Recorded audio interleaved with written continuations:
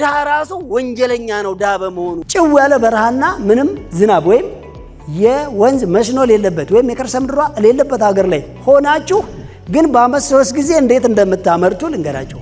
አንተ ያመንክበትንና የታየህን ነገር ሰርተህ እንደሚለውጥህ ከገባህ ለምንድነው ቲፎዞ ለምንድነው አጨብጫቢ ለምንድነው ልክ ነህ የሚል ሰው የምትፈልገው?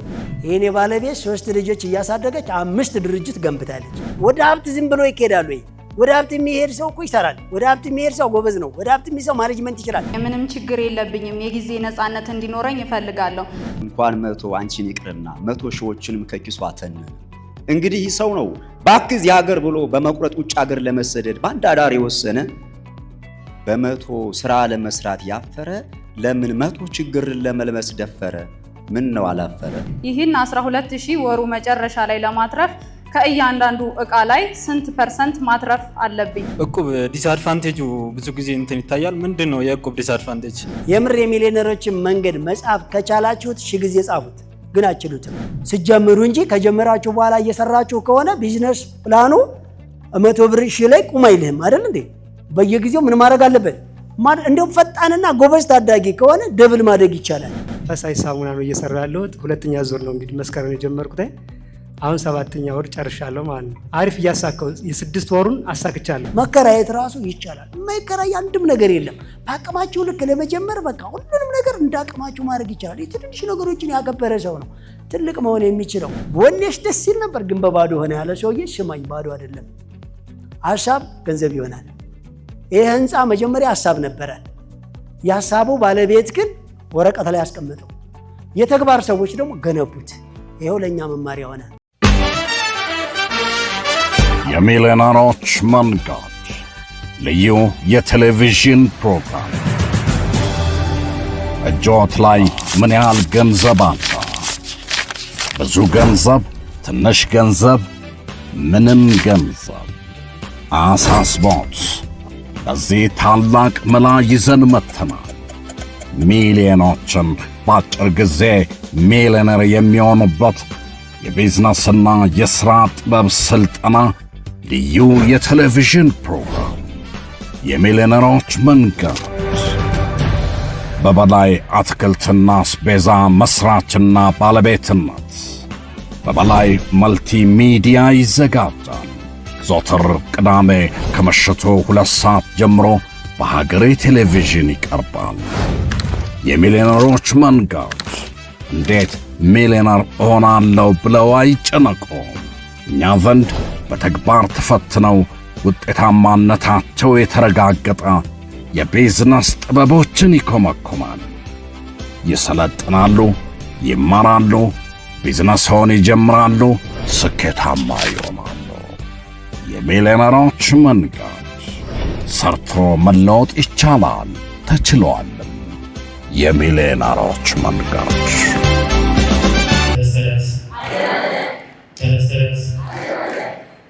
ይህ ፕሮግራም የምትከታተሉ ዜጎቻችን በሙሉ እነሆ በጉጉት የምንጠብቀው ሳምንታዊው የቢዝነስ ፕላን ስልጠና ተጀምሯልና እንኳን አደረሳችሁ፣ እንኳን አደረሰን።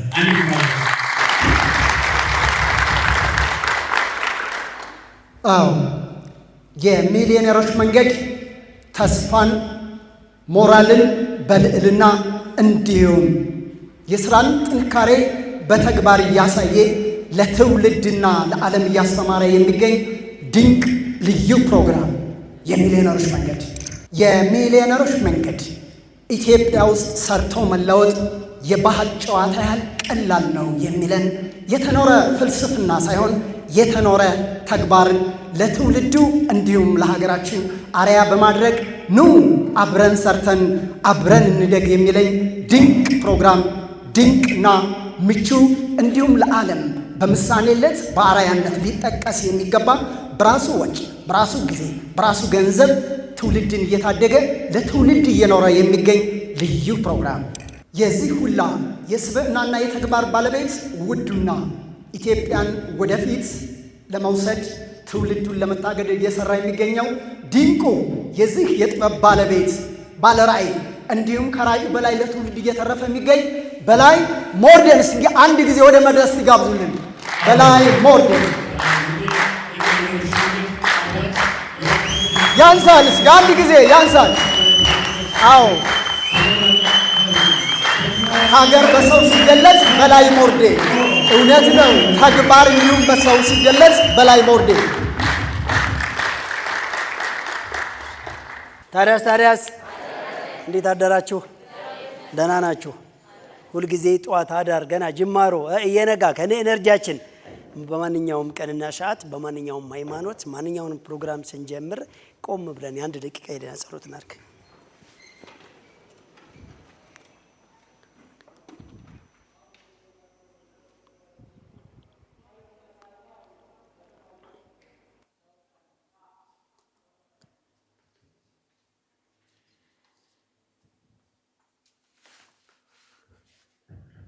እሺ አረፍ በሉ።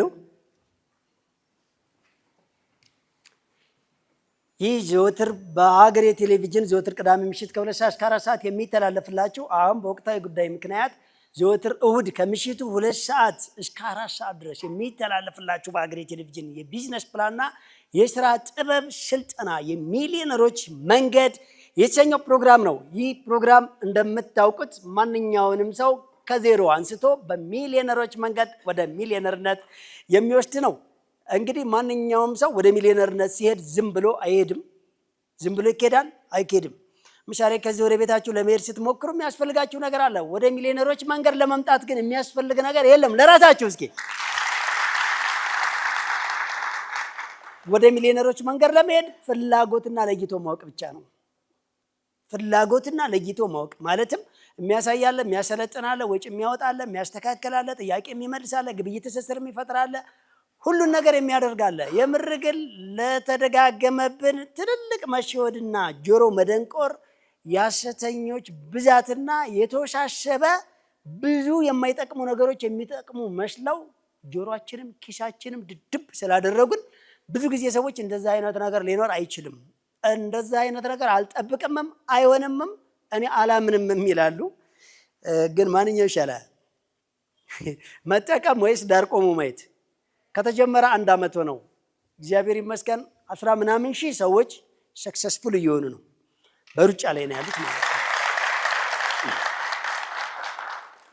ስለዚህ እኛ ይህ ፕሮግራም እንደምታውቁት ማንኛውም ሰው በማንነቱ አይጠይቅም። ሴት፣ ወንድ፣ የተማረ ያልተማረ፣ ትንሽ ትልቅ፣ የገጠሬ ከተማ፣ ወጣት ጎልማሳ፣ አዛውንት፣ ህፃን ማንኛውም ሰው እስከፈለገ ድረስ እዚያ አዳራሽ ውስጥ በነፃ ገብቶ ይሰለጥናል፣ በነፃ ሻይ ቡና ይላል፣ በነፃ ጥያቄ ያቀርባል፣ በነፃ የግብይት ትስስር ይፈጠርለታል፣ በነፃ ቦታውን እንጎበኝለታለን፣ በነፃ ማስታወቂያ እንሰራለታለን፣ በነፃ ሚሊዮነር እናደርገዋለን። ከሱ የሚጠበቀው ልምድ ያላቸው የሄዱበትን መንገድ፣ ልምድ ያላቸው ያሳኩበትን መንገድ፣ ልምድ ያላቸው ካለመኖር ወደ መኖር ሀብትን ያመጡበት ሰዎች እነሱን መከተል፣ ማዳመጥ፣ መጠየቅ፣ የተባለውን መተግበር ብቻ ነው።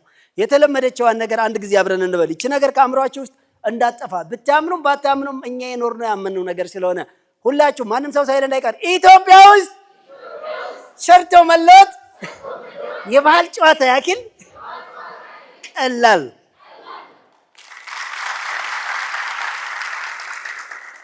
እንደዚህ ሰርቶ መለወጥ የባህል ጨዋታ ያክል ቀላል የሆነች በተፈጥሮ ጸጋ እስከ አንገቷ ጢቅ ብላ የሞላች ምንም ያልተቀነሰላት ሁሉን የታደለች አገር ላይ ሆነን ነው ግን ጥለናት የምንሰደደው። መሰደድ ብቻ አይደለም የምንራበው፣ መራብ ብቻ አይደለም የምንሰቃየው፣ መሰቃየት ብቻ አይደለም የምንታመሰው ማለት ነው። ስለዚህ ጎበዝ ባነን በል። ለምንድን ነው ድሃ የሆንኩት? ማንኛውም ቀንና ሰዓት እዚህ ፕሮግራም ላይ የምናወራው ብዙ ጊዜ ሰዎች ገንዘብ ብቻ ነው ወይ ሚሊዮነርነት ብቻ ነው ወይ የሚሉን አሉ። እንግዲህ ፖለቲካ አንሰብክም እዚህ መድረክ ላይ፣ ሃይማኖት አንሰብክም እዚህ መድረክ ላይ። የምንሰብከው ስለ ስኬት ነው። የሰራ ነው ለምን አላደገም? ፍላጎታችን ለምን አልተሟላም? በባለፈ ጊዜ ነግሬያቸዋለሁ። ሀብታምና ድሃ አንድ ቦታ ላይ ሲገኙ እኩል ፕሮቶኮል ወይም እኩል ክብር ለምን አይሰጣቸውም ብያቸው። ለሀብታም ሰዎች ከፍና ዝቅ ብለው አክብሮት የሚሰጡት ለሀብቱ፣ ለአካውንቱ፣ ለኪሱ ወይም ለልብሱ ሳይሆን አልገባቸውም እንጂ ያ ሰውየው ወደ ሀብት የሄደበት ልዩ ኳሊቲ፣ ልዩ ብቃት፣ ልዩ ፕሮግራም፣ ልዩ አጀስትመንት የሆነ አለው። ለዛ ኳሊቲው ነው ሰዎች ክብር የሚሰጡት። ይሄን እምነት ነው። ሌላ ነገር ካለ አላውቅም። ስለዚህ ስለ ሀብት ስናወራ ወደ ሀብት ዝም ብሎ ይሄዳል ወይ? ወደ ሀብት የሚሄድ ሰው እኮ ይሰራል። ወደ ሀብት የሚሄድ ሰው ጎበዝ ነው። ወደ ሀብት የሚሄድ ሰው ማኔጅመንት ይችላል። ወደ ሀብት የሚሄድ ሰው ጠንካራ ነው። ወደ ሀብት የሚሄድ ሰው ዝርግርግ አይደለም። እሱን ነው እንጂ ሀብት ላይ ብቻ ትኩረት አላደረግንም። እንዲያውም እዚህ ቤት የአመለካከትና ኢኮኖሚ ግንባታ ለአፍሪካ ነው የሚለው የመጀመሪያው ትልቁ መርሃችን። ኢትዮጵያ ላይ ብንጀምርም ቤዛችን ኢትዮጵያ ቢሆንም ዜግነታችን ኢትዮጵያ እስከሆነ ድረስ እንጂ ገና የቤት ስራችን ለሞላው አፍሪካ ነው። ለምን ብትሉኝ እያያቸው አይደለ ወቅታዊ ጉዳይን እንኳን ፈጠረውን ነገር ገና የተኛ ያልነቃ በጣም እንቅልፍ የገረዘዘው ያንቀላፋ በጣም ስለበዛ ማለት ነው። እንግዲህ እንደምታውቁት የኛ ቢዝነስ ፕላን ለሞላው 12 ሀገር ላይ በዓለም ሀገር ላይ ከተጠና በኋላ እንደ ኢትዮጵያ 65 አካባቢ ላይ ደግሞ ከተጠና በኋላ የራሳችንን ቢዝነስ ጀምረን ካሳካን በኋላ ወደ ህዝብ የመጣንበትን ቁልጭ ያለ ምክንያት ነግረናቸዋል። ብቻ ማደግ ብቻ መለወጥ የሚባለው ነገር አይሰራም። እሱ ምቾት አይሰጥም። ብዙ ሰዎች ለብቻቸው ለመለወጥ ሞክረው ነውጥ ነው የሆነባቸው።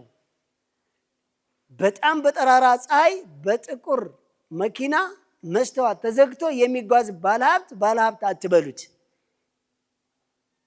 በቃ በጣም ነፃነቱን ሊያውጅ የሚገባው አደገች ሀገር ላይ ነው። አይታችኋል። ምናልባት በቪዲዮም በምንም በሂስትሪም የምታውቋላቸው እንደ አውሮፓ አሜሪካ የመሳሰሉ ሀገሮች እኮ እንደኛ ሀገር ግድንግድ አደገኛ አጥር አንበሳ የሚያካክሉ ሻኮ ለጥበቃ አያስቀምጡም። ገብቷቸው አያስቀምጡም። እዛ ሁሉ ሌግየሪ ነው። ሁሉ ስታንዳርዱን የጠበቀ ነው። ሁሉም ስራ አለበት። ሁሉም ሀብት አለው። የሌለው እንኳ የኛ ሀገር ያለውን ያክላል ማለት ነው። ለምን ብትሉኝ እኛ ሀገር ያለው ሰው ነው ወይስ የሌለው ሰው? ብዙ ጊዜ የተለያየ ሀገር ላይ የሚኖረው ያለው ነው አይደለ? ስለዚህ እሺ ወደ ዋናው ልምጣላችሁና አሁን በዋናነት እንግዲህ አንዳንድ ጊዜ በተለይ ሳምንት ዕለት እያንዳንዱን ዲፓርትመንት በጣም እየወቀስን ነው፣ እየገሰጽን ነው፣ እየረበሽን ነው ያለ ነው። የት ቆይተህ ነው እያልነው ነው። ምን እየሰራ ነው? ወዴት እየሄድክ ነው? ዜጎችህ ምን እያደረጉ ነው? ወንድም እህትህ ምን እየተሰራ ነው ያለው? ለምን ሰው የተሻለ ህይወት ላይ አልደረሰም? ተሻለ ፍላጎቱ ላይ ለምን አልደረሰም? እሱን ያላስተካከሉ ሰዎችን በየጊዜው አጥበን እያሰጣን ነው። ከባለፈ ጊዜ ጀምሮ ሚስቶቻቸውን የቤት እመቤት የሚያደርጉ ወደ ገነንትነት እየቀየሯቸው እንደሆነ በወጣትነት እድሜው ጥበቃ ላይ ቆሞ የሚያረጅ በጣም እየተሸወደ እንደሆነ የሚቆጥብ ነጋዴና በበሬ የሚያርስ ገበሬን እንደዛው በቅጥር ላይ ጡረታን የሚጠብቁ ሰዎችን በአጠቃላይ ብዙ ሸንቁጠን ረብሸናቸዋል። በተለይ ሶሻል ሚዲያ ላይ እያሉ ነው። ሳምንት ዕለት ደግሞ አንድ ትልቅ ነገር ተናግረናል። አያቴም መምህር አባቴም መምህር እኔም መምህር ነኝ ያለውን ሰውዬ አያትም አባትም አንተም ወሬኞች ናችሁ ማለት ነው ብዬ ብዙዎች አረ ምንድነው አረ ብለዋልና ለምን እንዳልክ ገባቸዋል። መቼም ይህም ፕሮግራም የሚከታተሉ ሰዎች ጠንቅቀው ያውቁታል። እኛ ያልነው እነማን ለእያንዳንዱ መልሳለን። ለእያንዳንዱ ብዙዎች ኮሜንቱን አይታችሁ ከሆነ መምህርነት እኮ የተከበረ ስራ ነው፣ መምህር እኮ ወሬኛ አይባልም። እኛ መምህርነትን ነው መምህሩን ነው የገሰጽ ነው። የሆነ ሰዓት ላይ ድሃ ራሱ ወንጀለኛ ነው ድሃ በመሆኑ ብዬ አንተ ድሃን የማትወድ ሰውዬ እንዴት ነውር እኮ ነው፣ እንዴት እንደዚህ ይባላል? አንተ ባለ ሀብት ስለሆንክ ድሃውን እኮ አይደለም የጠላ ነው ድህነቱን ነው። ድህነቱን እኮ ነው የጠላ ነው። ድሃውንማ አንተ ነህ እንደ አዳራሽ ከፍለ እያሰለጠንክ ያለው እንዴ? ድሃውንማ አንተ ነህ እንደ ቢዝነሱን አለበት ቦታ በራስ ተሽከርካሪ እየቀዘፍክ ሄደህ የምታይለት አንተ ነህ እንደ ትኬት እየቆረጠ ደርሶ መልስ አለበት ሀገር ላይ ሄዳ አየለት። አንተ ነህ እንደ መብቱን የተቃወምክ የተከራከርክለት። አንተ ነህ እንደ ኢንቨስት ያረክለት። ይሄ ፕሮግራም እኮ ነው።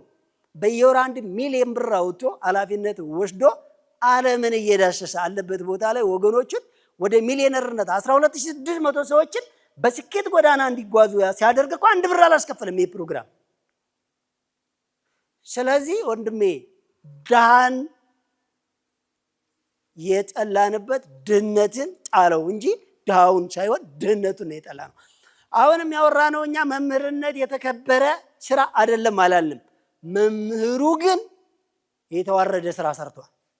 በመምህርነት ውስጥ አሁን ባለው እስከ 3 ጄኔሬሽን ድረስ እየተሰራ ስላልሆነ አንተ ያስተማርከው ተማሪ ስራ አጥቶ በር ሰባሪ ከሆነ ወሬን ያሸጋገርከው።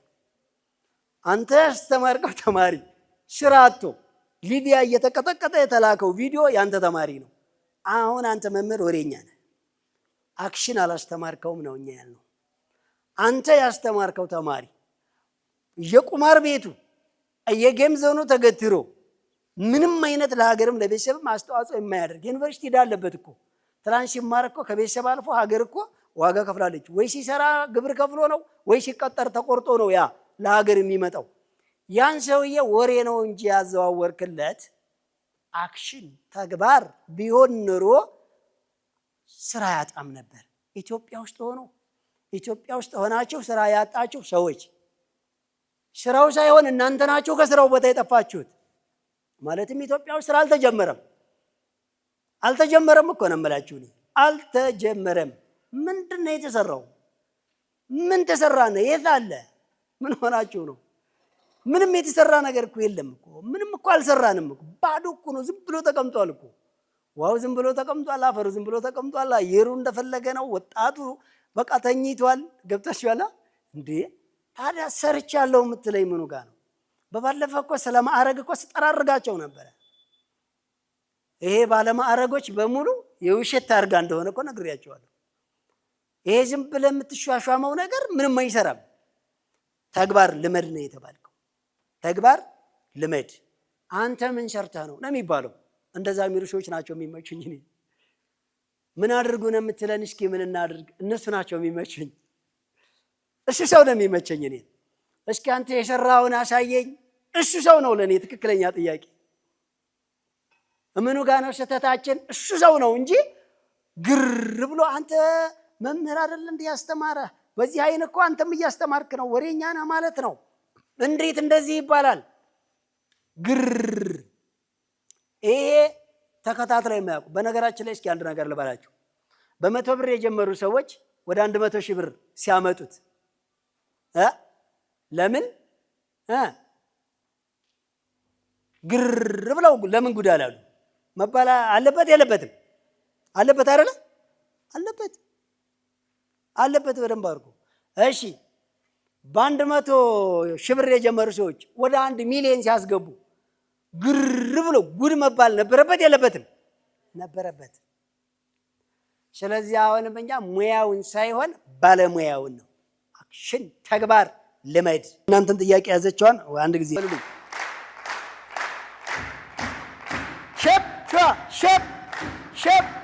ሸፕ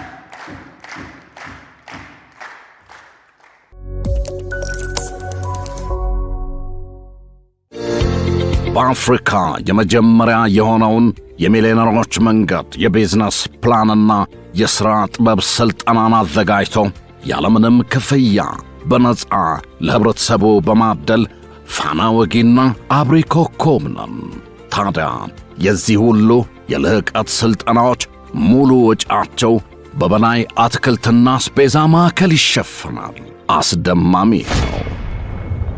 እርሶም ከበላይ አስቤዛና አትክልት ሲሸምቱ በአገልግሎታችን ይደሰታሉ። በሀገራችን የቢዝነስ ስልጣኔ ላይ አሻራውን ያትማሉ። በአንድ ጠጠር 2 ወፍ ይሏል። ይህ ነው በላይ አትክልትና አስቤዛ። ቁጥር 1 ካራ ኮተቤ መድኃኔ ዓለም መግቢያ 60 ሜትር ገባ ብሎ፣ ቁጥር 2 በእድሳት ላይ ነው። ቁጥር 3 ወደ ኮተቤ ገብርኤል በሚወስደው አዲሱ አስፓልት ላይ፣ ቁጥር 4 ወሰን ወደ ራእይ ጤና ጣቢያ መግቢያ ከዋናው አስፓልት 30 ሜትር ገባ ብሎ፣ ቁጥር 5 ፊጋ መስቀለኛ ወደ መገናኛ ታክሲ መያዣው ጋር ከ500 በላይ የእርሻና የፋብሪካ ምርቶችን በአንድ ቦታ በተመጣጣኝ ዋጋ ይሸምቱ፣ ይንበሽበሹ። በ0911 992411 ሃሎ ይበሉን። በላይ አስቤዛ ማዕከል የጊዜውና የኢኮኖሚው ብቸኛ አጋር በላይ አስቤዛ ማዕከል። እሺ ጥያቄ ቁጥር 1 ሰላም አቶ በላይ እንዴት ነህ? ጥያቄ አለኝ። ገጠር ላይ መሬት ነበረኝ። መሬቱ ወጣ ገባ እና ድንጋይ የበዛበት ነው። ትንሹ የእርሻ ማረሻ ማሽን ያርሰዋል ወይ? ካረሰውስ ማሽኑን እንዴት ነው የሚገኘው? ሌላ የከርሰ ምድር ውሃ መቆፈሪያ በቀላል ብርና መንገድ ይገኛል ወይ? አዎ እጅግ በጣም አሪፍ። በነገራችን ላይ ማሳን ለቴክኖሎጂ ዝግጁ ማድረግ ይቀድማል። እኛ ጋር ብዙ ጊዜ ቴክኖሎጂ ይመጣና ቆሻሻው ላይ ነው ቁጭ የምናደርገው። ብዙ ነገር ቆሽሿል። እጃችን ቆሽሿል፣ አእምሮአችን ቆሽሿል፣ አመለካከታችን ቆሽሿል፣ መሬቱ ቆሽሿል። ሁሉ ነገር ኮንታሚኔሽን አለው። እሱን ጽድት ማድረግ መጀመሪያ በእጅ የሚሰሩ ነገሮችን ድንጋይ ካለው ማሳው ድንጋዩን ነቃቅሎ አውጥቶ ዳገታማ ከሆነ ሌቭል ማድረግ በምን ቀላል ነው። በሰው ኃይል ብዙ እኮ ነው ካላይ ብዙ አይፈለግም። ትንሽ መሞከር። ብዙ ጊዜ እኛ የምናስተምረው ትንሽ ሞክሩ ብለን ነው።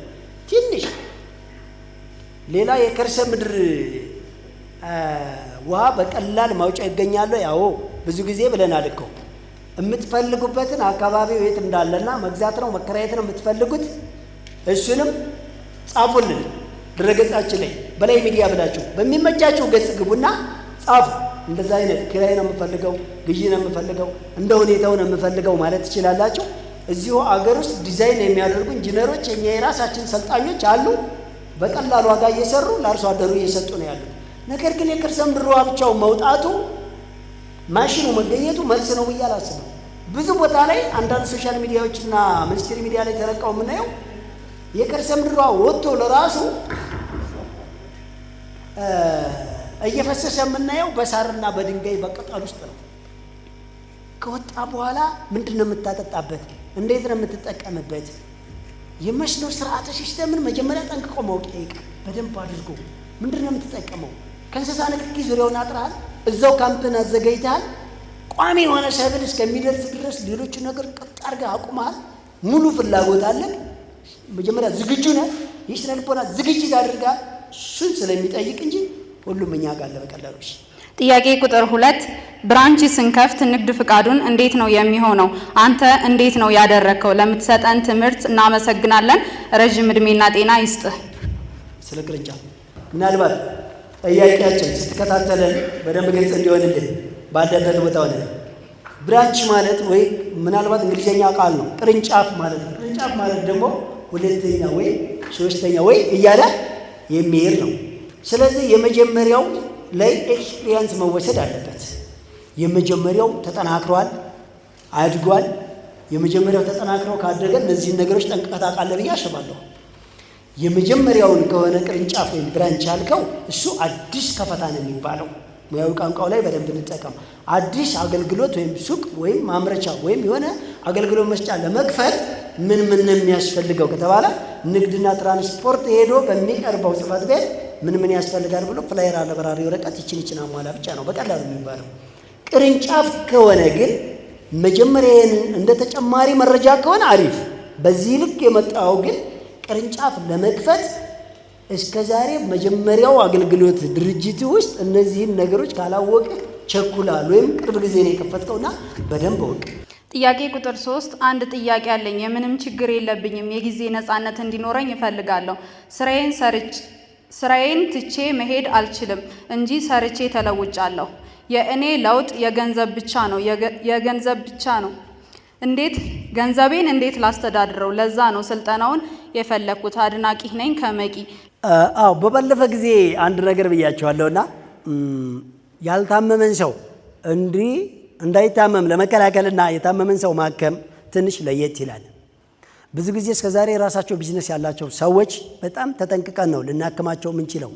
ለምን እስከዛሬ በአፍሪካ ውስጥ ስፔሻሊስት የሆነ ቢዝነስ ፕላን የለም ብለን እናምናለን። እንደኛ ቢዝነስ ፕላን ማለት ራሱን የቻለ ሕግና ደንብ መነሻና መድረሻ የሚታወቅ በየወር አጅስትመንት ያለው ስኬጁል የተደረገ በቃ ያ ቀኑ ሲደርስ የተባለው ላይ የሚያርፍ ግልጽ የሆነ ምስጢር ያልሆነ ይፋዊ የስኬት መንገድ ነውና ብዙ ጊዜ ለጥናት በተንከራተትንባቸው አካባቢዎች ወይም ዓለም ሀገራት ላይ ይሄንን ልናገኝ ስላልቻል አፍሪካ ውስጥ ቢዝነስ ፕላን ገና የለም ነው ያልነው። እኛ ራሳቸውን ቢዝነስ የጀመሩ ሰዎች እስከዛሬ በትራዲሽናል ወይም በዘመናዊ መንገድ ሰፊና ትልቅ ሆኖ ሊሆን ስለሚችል እሱን ለመቆጣጠር አሁን በየቦታው ቆብ ሊኖር ይችላል፣ ብድር ሊኖር ይችላል፣ ዱቤ ሊኖር ይችላል። አያችሁ ከባድ ነው። እኛ ግን ብዙ ጊዜ እንደዚህ አይነቱ ሰዎች እንደ አጠቃላይ የኛ ማኔጅመንት ስልጠና ከገባቸው ይጠቀሙበታል የተወሰነ።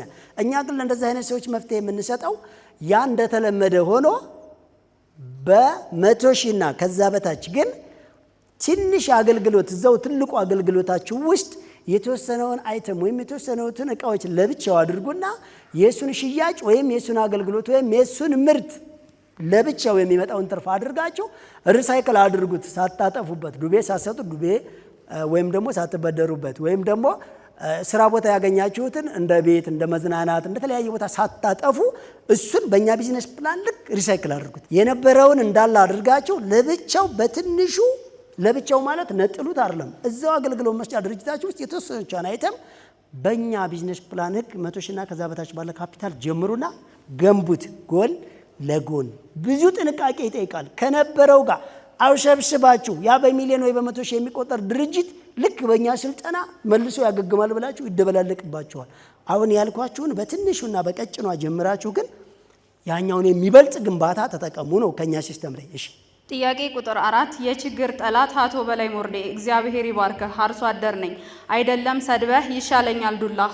ጥያቄ 2 ሄክታር መሬት አለኝ። በአመት ምርት 24 ኩንታል አገኛለሁ፣ ግን ለአመት አይበቃኝም። ደርሰህ ነኝ ከምንጃር ምን ትለኛለህ በላይ? አሁን ላይ ለመኸር አንዴ አረስኩት። አው ለምን አንድ ጊዜ ብቻ 3 ጊዜ አምርት? ቅርብ ሆኜ ቢሆን ከራከረው ነበረ። እኛ ሀገር እኮ መስኖ የለም፣ እኛ ሀገር እኮ ዝናብ የለም ሊለኝ ይችላል። መስኖ ማድረግ እንችላለን። የሰው ልጅ ተፈጥሮን ወደ ፈለገው መንገድ መቀያየር ይችላል። መፍጠር ነው የማይችለው። ታምናላችሁ አይደል? የሰው ልጅ ተፈጥሮን ወደ ፈለገው መንገድ ቀያይሮ መጠቀም ይችላል። ተራራን ወደ ሜዳማ፣ ሜዳን ወደ ተራራማ፣ በረሃን ወደ ቀዝቃዛ፣ ቀዝቃዛን ወደ በረሃ፣ ድርቅን ወደ እርጥበት፣ ወደ ለምለም መቀየር ይችላል የሰው ልጅ። ይህን ያክል ፓወር ረቂቅ የሆነ ፍጡር ነው የሰው ልጅ። ሲፈጠር የሰጠው ጸጋ ነው። በላይ ተፈላስፎ ያገኘው አይደለም። ሁሉም ስላላገኘው እንጂ ሁሉም ሰው ጭንቅላቱ ውስጥ ያለ በረከት ወይም ፓወር ወይም አቅም ወይም እውቀት ነው። ይሄ ያለ መጠቀምና የመጠቀም ጉዳይ ነው። ጭው ያለ በረሃና ምንም ዝናብ ወይም የወንዝ መስኖ የሌለበት ወይም የከርሰ ምድሯ የሌለበት ሀገር ላይ ሆናችሁ ግን በአመት 3 ጊዜ እንዴት እንደምታመርቱ ልንገራችሁ። አንደኛው የፈለገ ርቀት ቢሆን በቅርብ ርቀት ላይ ውሽን ውሃ ሊኖር ይችላል። አንድ ከሌለ የተወሰነ ወራትም ቢሆን የተፈጥሮ ዝናብ ሊዘንብ ይችላል። 2 ምናልባት ርቀትም ቢሆን ደግሞ የከርሰ ምድር ውሃ ሊወጣ ይችላል። ከሌለ እነዚህ ሁሉ ከሌሉ ግን ሌላ ዘመናዊ ውሃ ማጓጓዣ ዘዴዎችን ትጠቀማላችሁ። በተወሰነ ውሃ ማጠራቀሚያ ታንከር ላይ ያስቀመጣችሁት ጉድጓድ ፕላስቲክ ወይም ፋይበር እንደተመቻችሁ እሱን ታጠራቅሙና ጠብታ መስኖ ነው የምትጠቀሙት። አንደኛ ለጠብታ መስኖ የሚሆኑ ቋሚ የሆኑ አትክልቶችን መጠቀም። እነሱ በአመት 3 ጊዜ ብቻ ሳይሆን በየሳምንቱ በአመት 48 ሳምንት ምርት የሚሰጡ ናቸው። አንድ ጊዜ ከደረሱ በኋላ እንደ ሸንኮራ አገዳ፣ እንደ ፓፓያ የመሳሰሉ ነገሮች ሳያቋርጡ ምርት የሚሰጡ በየሳምንት ውሃ፣ ማዳበሪያ፣ መድኃኒት ብቻ የሚያስፈልጋቸው የንክኪ ስርዓታቸውን በጥንቃቄ ሳይንሱን ያጠና በጠብታ መስኖ በአንድ ሮቶ ውሃ ብዙ መሬቶችን ብዙ ሰብልን መዛቅ እንችላለን። በጣም ውስን ነው። እኛ የምንፈልገው ግን ተንቀሳቅሰን ኢትዮጵያ ውስጥ ባጠና ነው ጊዜ ትልቅ ወንዝ ይፈልጋል ወይም ደግሞ ትልቅ ጄኔሬተር አንድ ጊዜ ግልብጥ የሚያደርገው አሁን እና ያ በተለመደው መንገድ በቃ የትም ነው አብዛኛው ዋየባ። እንደዛ አይነት ነገር የምንፈልግ ከሆነ ልክ አይመጣም። ባለህ እንዴት መጠቀም እንደምትችል መፈላሰፍ ሩቅ አይደለም፣ በጣም ቅርብ ነው። በትንሽ ጀምረው አያስቸግርም። እሺ ቀጥ ጥያቄ ቁጥር 5 ሰላም ለአንተ ይሁን። የ3ኛ ዙር ሰልጣኝ ነኝ። ጥያቄ አለኝ። ጥያቄ ቤተሰቦቼ ይህን ፕሮግራም እንዲከታተሉት በጣም ጥረት አድርጌ ነበር። ነገር ግን እኔ ዘወትር እሁድ የሚተላለፈውን ፕሮግራም ስከታተል እንደምጃጃል ነው የሚያዩት።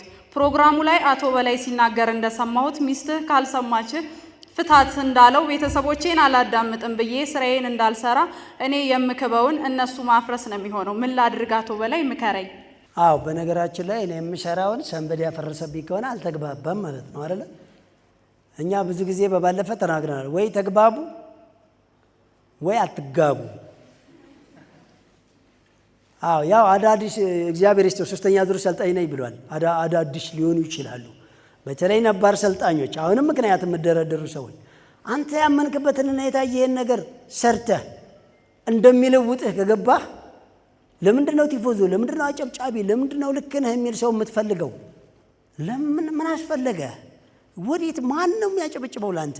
ራስህን ለውጥ እንጂ ማንንም እኮ ልትሰማ አይገባም። እንደምንም ብለህ ሳይኮሎጂካል ለማሳመን ሞክር፣ ለማስረዳት ሞክር። የሚያስረዳው ግን ምላስህ አይሁን፣ ባካችሁ ተግባራችሁ ይሁን። አንድ ነገር ማድረግ ራሱን ችሎ የብዙዎችን አፍ ይዘጋል።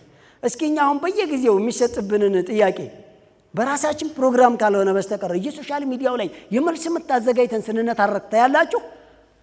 አታውንም። ዋላዝ ራሳችን ፕሮግራም ላይ ካልሆነ በስተቀር እሱም ፕሮፌሽናሊቲውን በጠበቀ ካልሆነ የሚናገረው ሪል ባክግራውንድ ላይ የገነባ ነው ማንነት ነው።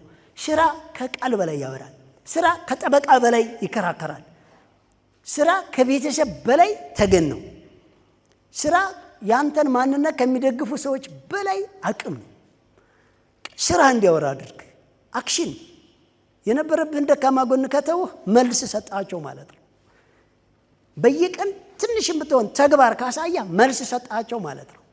ያንን ቢቀበሉ ባይቀበሉ፣ ነገር ግን የሚያፈርሱብህ፣ የሚከለክሉ፣ መንገዱን የሚዘጉብህ ከሆነ ግን በፍጹም ራስህን አርቅ። አባት የለ፣ እናት የለ፣ ሚስት የለ፣ አረ ለምን የወለድከው ልጅ አይሆንም? በቃ ለስኬት ማንንም እንዳሰማ ራስህን ችለህ ብቻ ሂድ። የተሻለ ነገር እስካደረክ ድረስ ማንም ሰው ተጽዕኖ ሊፈጥርብህ አይችልም። ይቺ ግን የአፍሪካ ትልቁ በሽታ የማይዳነው ካንሰር ምክንያት ነው፣ ሰበብ ነው። እንዴት መሰለህ? በጣም ከባድ ነው። ሚስት አስቸጋሪ ነች፣ ስላልተረዳ ነው። አባት አስቸጋሪ ነው፣ ስላልተረዳው ነው። የእኛን አካባቢ ሰፈር ስለማታውቅ ነው። በአሁኑ ዲሞክራሲ ነው ወይ? በአሁኑ ሰዓት ነው ወይ? በዚህ ሰላም ጉዳይ ነው ወይ? እዚች ሀገር ላይ ነው ወይ? የህዝብ ባለበት ነው ወይ? እንደዛ ብለህ እኮ የራስን ቤተሰብና ሰው ራስን ችለህ እዚሁ ብትሰራ ኖሮ ለውጥ ይመጣ ነበረ። እኔ የሚገርመኝ የራስን ቤተሰብ ማሳመን ያልቻለ ሰው የሊቢያ ደላላ ይረዳኛል ብሎ ሄዶ ጀርባውን የሚሰጥ ቆራጡን በራስ ተማመን ማለት ነው። ተነጠል ወይም በስራ ሳምናቸው። ጥያቄ ቁጥር 6 ጤና ይስጥልኝ በላይና ቲሙ ለገበያ ትስስር እንዲያግዘኝ ደሴና ኮምቦልቻ የሚሊዮነሮች መንገድን እየተገበሩ የሚገኙ ሰዎችን እንዴት ነው ትስስርና ትውውቅ የምናደርገው? በነገራችን ላይ የኛ ሶሻል ሚዲያችን ያስቀመጥንላችሁ የኛ ትስስር በሎኬሽን በዳታ ተጠንቶ በደንብ እስከምትገናኙ ድረስ በአንድ ባንክ ላይ ብቻ ያሉ ደንበኞች እስከ 20 ሺህ እስከሚደርሱ ካሽ ሲያጥራቸው በቼክ እንዲገበያዩ በሞባይል ባንኪንግና በተለያየ ዲጂታል መገናኛ ዘዴ እዛው ራስ በራስ አገልግሎት እንዲሰጣጡ ማንም ሰው ደንበኛ የሚባል ነገር እንዳያጥረው ከሸማች ወይም ከሻጭ ወይም ከአገልግሎት ሰጪው ወይም ተጠቃሚው መጭበርበር እንዳይመጣ ጤናማ የሆነ የንግድ መርህንና አጠቃላይ ጤናማ የሆነ የቢዝነስ እንቅስቃሴን ለማቋቋም ብዛታችሁን ነው እየጠበቅን ያለ ነው። እስከዛ ድረስ ግን ግቡ። እኔ እኮ ምሳሌ አሁን በላይ ሚዲያ ብላችሁ ብትገቡ ዩቲዩብ ቻናላችን አለ፣ ቴሌግራማችን፣ ቲክቶካችን ላይ እኮ እኛ በ0910808019 ቤቱ ላይ ብትልኩ ቴሌግራም ላይ የምትፈልጉት እኛ ገጽ ላይ እኮ ይለቀፍላቸዋል ሁሉም ነገር። የት ነው? ምንድነው አገልግሎት ያላቸው? የት አካባቢ ናቸው? ምንድነው የሚሸጡት? ምንድነው የምትገዙት? ምንድነው የምትፈልጉት? የተወሰኑ ሰዎች ናቸው አሁን እየተጠቃቀሙ ያሉት። ስለዚህ እሱን እናንተ ራሱ የፈጠርንላችሁ ግሩፕ አለ እኮ። ያ እኮ ግሩፕ ነፃ እኮ ነው፣ ነፃ እኮ ነው። እኛ አይደለም ሶሻል ሚዲያችን ላይ የቴሌቪዥናችን ላይ እኮ ስናስተዋውቅ አንቀበልም የማስታወቂያ፣ ነፃ እኮ ነው። ይታላ አገልግሎታችሁን መስራት ይዛችሁት ነው። ለዛ የሚደርስ ነገር አለ የምትገዙት ወይም የምትሸጡት ወይም አገልግሎት የምትሰጡት ነገር። እሱን በደንብ አጠናክሩና ወደ እኛ ዳታ ላኩት። ፐርሰናል ግላችን ላይ 0910808019 ቤቱ ቴሌግራም አለው። እሱ ላይ ስትልኩ የምትፈልጉት ገጽ ላይ ፖስትላቸዋል። ግን ስማርት ነው ወይ? ብቃት አለው ወይ? የምትገዛው ምንድነው? የምትሸጠው ምንድነው? አገልግሎት የምትሰጠው ምንድነው? የምታመርተው ምንድነው? አይዲያ ምንድነው? ምንም አይነት ነገር ይሁን እዛ ላይ ግን የተዘጋጀ ነገር ይዛችሁ ነው፣ መሬት ላይ ያለ ነገር። ቆይ ገና ሀሳቡን ላጥራው ብዬ ነው አትበሉ ነው። እሺ ጥያቄ ቁጥር 7 ሰላም አቶ በላይ፣ ሁለት ጥያቄ አለኝ። አንደኛ የበቆሎ ምርጥ ዘር ካለ እንዴት ነው ማግኘት የሚቻለው? ዝናብ እየጣለ ስለሆነ ወራቱ እንዳያልፍ። ሁለተኛ እኔ የምኖረው ቅልጥ ካለ ገጠር ነው። ነገር ግን ክረምት እየመጣ ስለሆነ ሸቀጥ በአንድ ቀን ለማስገባት ኃይለኛ ጭቃ፣ ወንዝ ውሃ ሙላት ስላለ የቀን ግቤን ለማሳካት እንዳልቸገር አስፓልት ዳር ለመከራየት አስቤ ነበር።